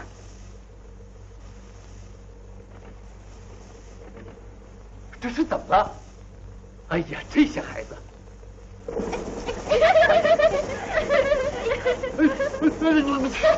快停下！快停下！哎呀！哎，快停下吧！哎，你们这简直是胡闹嘛！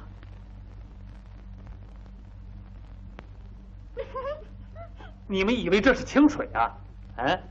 你们就是再不懂事，也不能拿着药水闹着玩嘛！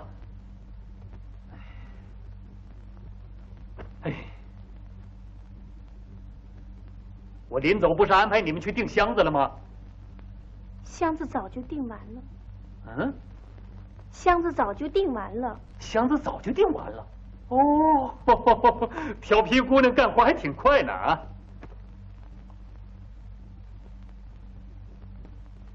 哎，你这小子也没点男子样，总围着姑娘转什么？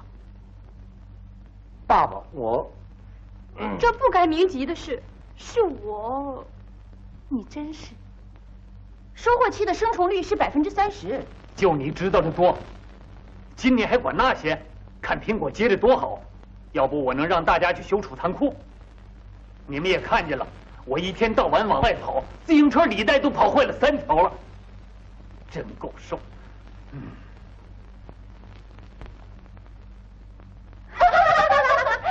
姑娘们，快去洗一洗，换换衣服吧。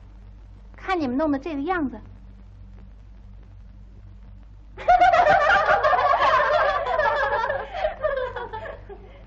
哎，你姐姐订婚以后变得可真稳当，老装作个大人样啊！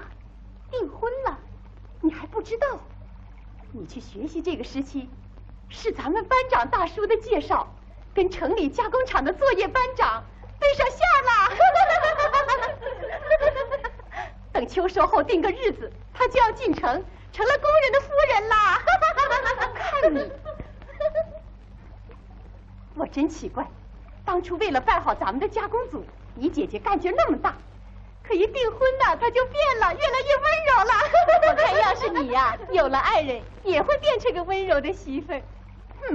也许得装一装，可我绝不离开加工组。姑娘们，说些什么呀？常树，你在真玉面前说这些干什么？我就说给他听呢，让他姐姐知道这些，那才好呢。我跑的自行车带就要找我了，跑的结果，咱们今年的苹果都订了合同了。还有，咱们要推广国营果树农场已经试验成功的野外储藏苹果的方法。现在问题都基本解决了，咱们的农活就剩下修储藏库了，把那些苹果储藏到来年的夏天。这样一来，咱们的果园也能一年四季不断的供给人民大量的新鲜苹果了。对呀，至于对外联系工作，全部由我负责。你们呢，就要把全部力量投入到修建储藏库的工程上去。大家明白了吧？明白了，明白了。我提个意见，我也有意见。知道，我采取措施了。掉地下的苹果怎么处理呢？放心吧，我接受了你们的意见，已经准备了煮果酱的大锅，还买了几口做酒的大缸。问题是你得赶快把它拿来。那也得一样一样的办呢。我也有意见。真玉回来了吗？又增加一个劳动力了说吧。今年咱们的苹果处理的很有计划性，这我很高兴。你也有了变化。可是看到掉地下的苹果太多，连猪都挑好的吃，大家都很心疼。特别是你家大婶她。其实苹果加工没什么神秘的，问题是怎样组织和发挥大家的力量。每天下班的时候，只要每个人都把掉地下的苹果捡一捡，拿回家去晒成干，这也是很好的加工办法嘛。好啊，苹果干。先用盐水泡一下，再拿出去晒成干，这样就不会坏了。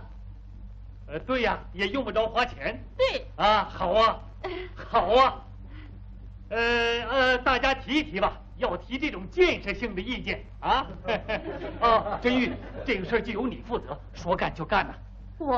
哎呦，把它分配下去，然后再收上来哎呀，我怎么能行啊？让我姐姐负责吗？桂玉是人家的人了，她现在正在做结婚准备工作，忙不过来那些了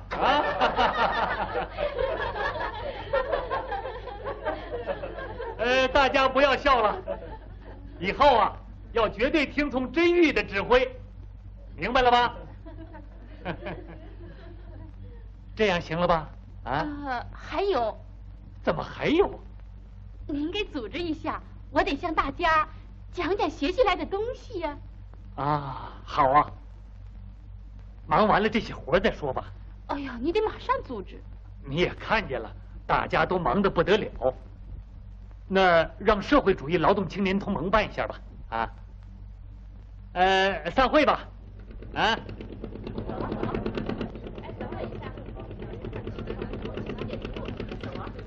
大叔。这么重要的事儿，怎么能够让他负责呢？还是找个能力强的人吧。那点事儿还需要他负什么？就让他们干去吧，反正他们也不跟我要房子要机器。那这么说，他们要干呢，你就是挡也挡不住。这些孩子我算是服了。我就是让他们干，也没抱什么大希望。是他们闹得我实在是没办法。他们这种想法还是可贵的，这种爱护集体财产的思想，我们应当大力的提倡，积极的支持啊！哎，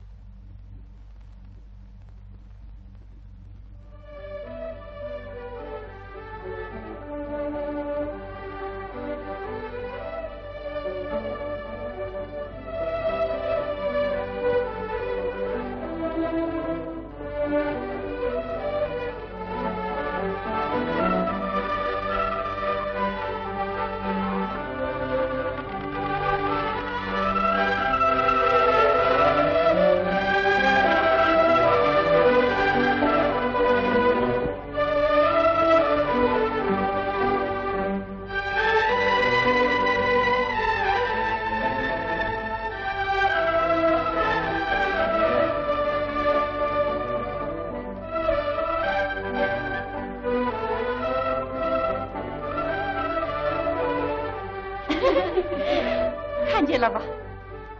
真玉，咱们3个人的声音合在一块儿，力量就大了。班长大叔够固执的了，可是今天还接受了意见。也不一定，他哪次也没反对过。你怎么能这么说呢？最近班长大叔总在外边奔跑，他可忙了。今天又到城里，忙了1天才回来。加工组的事，我们应该努力，有问题不能光抱怨大叔啊。可也是，对，不能再这样下去了。走吧。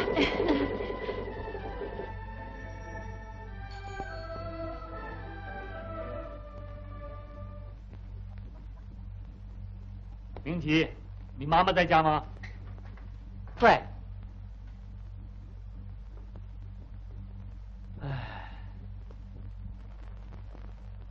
哎，饭做好了吗？我还有事儿呢。哎呀，饭还没做好呢。你干什么了？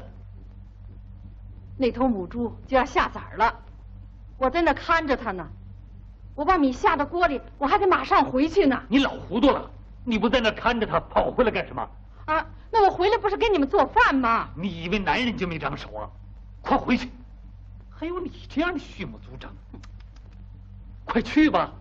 你以为牲畜不会讲话就可以随便呢？哎，明吉啊，你快去做点饭啊，快！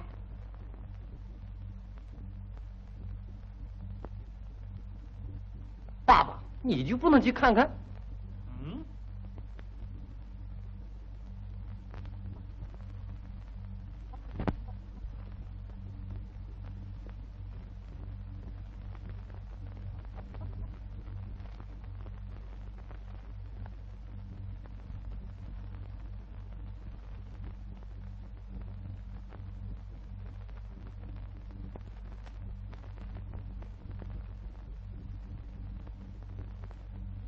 姐姐，姐姐，你不参加宣传队的练习了？啊，我不参加了。怎么？现在有才能的人挺多的，我这样的该退出来了。哎呀，你的手真巧！哎呀，以后厨房的活你就别沾手了，我都得实习一下啊。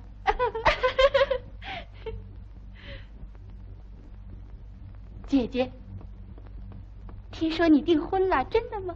知道还问？要进城了，也是真的。没看见妈妈最近对我可严了，这个实习可不一般呐。真玉，给你，社劳卿委员长送来的。是吗？哎呦，爹回来了。啊，这什么呀？掉地里的苹果。哦。嘿，我们真玉从今天开始负责晒苹果干了。负责人的家里得带头干呐。赶快吃晚饭吧。吃完了饭，咱们全家动手切，等咱们头一个把它晒出去。爷爷，谢谢你。孩子，谢什么呀？我们真玉今天的发言还不错呀。爷爷，我本来想，你去那么几天能学到什么技术啊？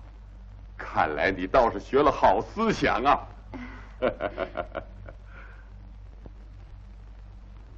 爹，洗脸吧。哎。哎，又上哪儿去啊？不吃饭就走啊？你们先吃吧。